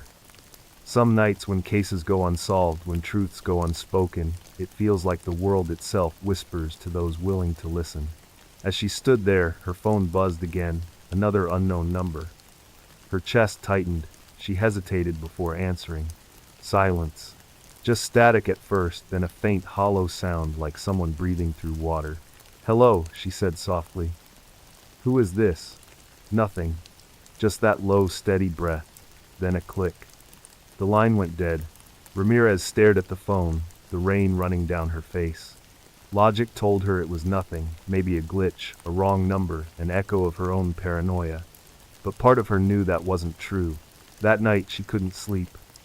She sat at her kitchen table, the house dark around her, the case file open one last time. The evidence told a story of violence and cover-up. But the silence between the facts told another, a story about fear, guilt, and the echoes that live inside people long after the noise fades. Around 3 a.m, she walked outside barefoot on the wet pavement. The neighborhood was asleep, the rain finally easing to a soft mist. From somewhere far off, a siren wailed, rising and falling like a cry swallowed by distance. She looked up at the sky, the clouds moving slowly over the moon, and whispered, I hear you. Because that's the truth about stories like this, they never end when the files close or the headlines fade. They linger in the quiet places, waiting for someone to remember, someone to care enough to listen again. And somewhere along Saturn Avenue, under the steady whisper of the rain, the echoes answered. The storm rolled in fast that night, sweeping across the bay with a kind of fury that felt personal. Wind rattled the windows, thunder cracked over the water, and for a moment the whole city seemed to hold its breath. Detective Ramirez sat alone in her car, parked near the marina, where it had all ended, the rain slamming against the windshield in heavy sheets. She wasn't there on duty anymore. The case was closed, the conviction sealed. But something about that night pulled her back like unfinished business, whispering from the dark. She turned off the engine and listened. Somewhere out there, beyond the pier lights, the water churned violently. Each flash of lightning illuminated the surface for just a second, bright silver, endless, and then darkness again. She thought of Lynn and her mother, of the pieces found in that water, of how Fook had stood right here, watching the tide swallow what he had done. Her radio crackled with a weather alert flash flooding in several areas. The world was warning her to go home, but she didn't move. She reached for the case file resting on the passenger seat, its edges warped from rain. She had read it 100 times, but still she flipped through it again, page by page. Photographs, statements, evidence tags. The faces of the victims stared back at her from a time when they had still believed they were safe. The wipers squeaked rhythmically across the glass. Then in a break between thunderclaps, something caught her eye. A figure standing near the edge of the dock, unmoving, drenched head bowed. For a heartbeat, she thought it was a trick of the light, just her own reflection in the storm. But then the figure shifted, turning slightly toward her. She grabbed her flashlight and stepped out into the rain. The cold hit her like a slap, soaking through her coat in seconds. The beam of light cut across the water, searching. The figure was gone. Only the rain remained falling harder now, pounding against the wooden boards of the dock. She exhaled, her breath visible in the cold air. Get it together, she muttered to herself. But when she turned back toward her car, her phone buzzed again. The same number, unknown, blocked. She answered without thinking. Hello. Static. Then a faint whisper. A woman's voice, distant, almost drowned by the storm. Help me. Ramirez froze. Who is this? The line crackled. The voice came again, clearer this time, but soft, pleading. Don't let him come home. Then the call ended. She stood there for a long time, staring at the phone, the rain running down her face like tears. Every rational part of her mind screamed that it wasn't real, that it was interference, coincidence, maybe even her own exhaustion, twisting sound into meaning. But in her gut she knew the truth. Some echoes don't die. They wait. Back at the station the next morning, Ramirez pulled the old records again. She traced the phone number that had called her. The result was the same, no origin, no carrier, no trace. It shouldn't have existed. Yet it kept finding her. When she told her captain, he gave her the look seasoned cops give when they think someone's seen too much. You need rest, he said. The case is over. But Ramirez couldn't stop. She began reviewing old calls logged the night of the murder, mapping them against the storm data. The timeline lined up in a way that made her blood run cold. The same unknown number had connected to a tower less than a mile from the marina, just hours after the murders. Then it vanished. Days passed. The weather cleared. The city went back to normal. But normal didn't exist for her anymore. One evening, she drove back to Saturn Avenue one last time. The house had new owners, now a young couple who knew nothing about its history. Warm light glowed through the windows, children's laughter spilling out into the yard. The life that Lynn and her mother had lost was being lived again inside those walls. Ramirez stood by her car watching. The rain began to fall again, light and steady. She pulled out her phone, thumb hovering over the call log, staring at that same blank number. For a moment, she thought she saw movement in the reflection of the window, a shape, a woman standing behind the curtains, head tilted slightly as if watching her back. Then the light flickered, and the shape was gone. She exhaled slowly, a quiet smile tugging at her lips. You're safe now, she whispered, though she wasn't sure who she was saying it to, the family inside, the women who had died, or herself. When she turned to leave, thunder rolled once more across the bay, distant and low. She didn't flinch this time. She'd learned something from all of it, from the lies, the fear, the silence that followed. Justice isn't about closing a case. It's about remembering what should never have been forgotten. She drove away as the rain thickened, the sound of it soft and steady against the roof of her car. In the rearview mirror, the glow of Saturn Avenue blurred into gold and shadow, fading into the storm. And somewhere in that fading light, it almost sounded like a woman's voice whispering thanks. By the time Detective Ramirez finished writing her final report, dawn had already begun to break over San Pablo. The night storm had passed, leaving the streets washed clean and glistening under the soft orange of the early Sunday. Outside her window, the rain had slowed to a steady drizzle, the kind that lingers quiet and reflective like a memory refusing to fade. She sat at her desk, coffee gone cold beside her, the last page of the case file open. There was nothing more to add, nothing left to prove. The evidence had spoken, the jury had decided, and the names of Lynn Tho Ngoc Lei and her mother Q Toy had finally been written into the record of justice. But even now, with every box checked and every signature signed, it didn't feel finished. It rarely ever did. She leaned back in her chair, staring at the board on the wall. Photographs, maps, and lists still clung to it in uneven rows. The faces of the victims watched from the shadows of paper and tape: Moami I Surjit Athwal, Huangfang Lin Lei, and so many others. Different countries, different years, but the same thread ran through every story. Power, control. The illusion of love turned into something cruel. In her mind, they all blurred into one voice. Not pleading, not afraid, just waiting to be heard. She gathered the photos gently one by one, sliding them into a folder marked closed cases. When she reached the last one, Lynn standing in front of her house, smiling faintly, she paused. The picture had been taken by a neighbor months before the murders. The curtains behind her were open, light streamed through. Ramirez smiled softly. "You should have had more time," she whispered.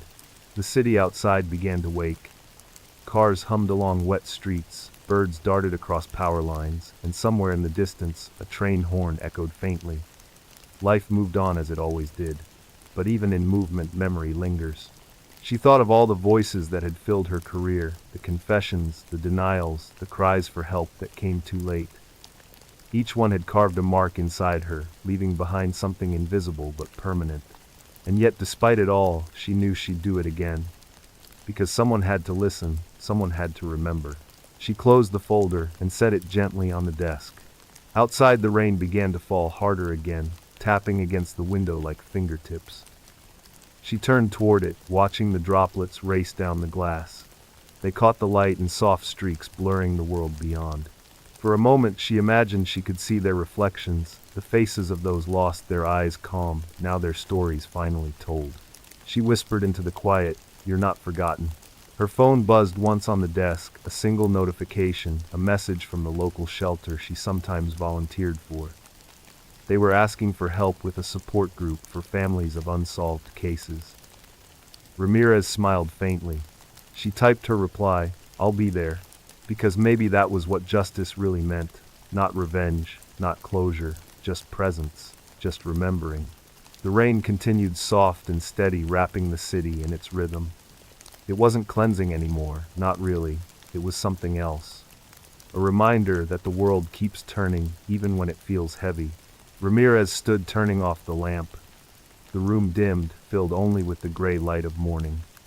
As she reached the door, she looked back once more at the empty board. It would fill again soon. It always did. Another case, another voice, another story that someone had to tell. She took a deep breath and whispered the same words she said at the end of every investigation. "Take care of each other out there." Outside, she stepped into the rain without her umbrella. The cool drops ran down her hair, her face, her hands. It didn't bother her. It never did. Because in the end, the rain was all that remained, the sound of the past, the promise of tomorrow, and the quiet truth that stories like these never truly end. The rain is still falling. There's always another story. Leave a light on tonight.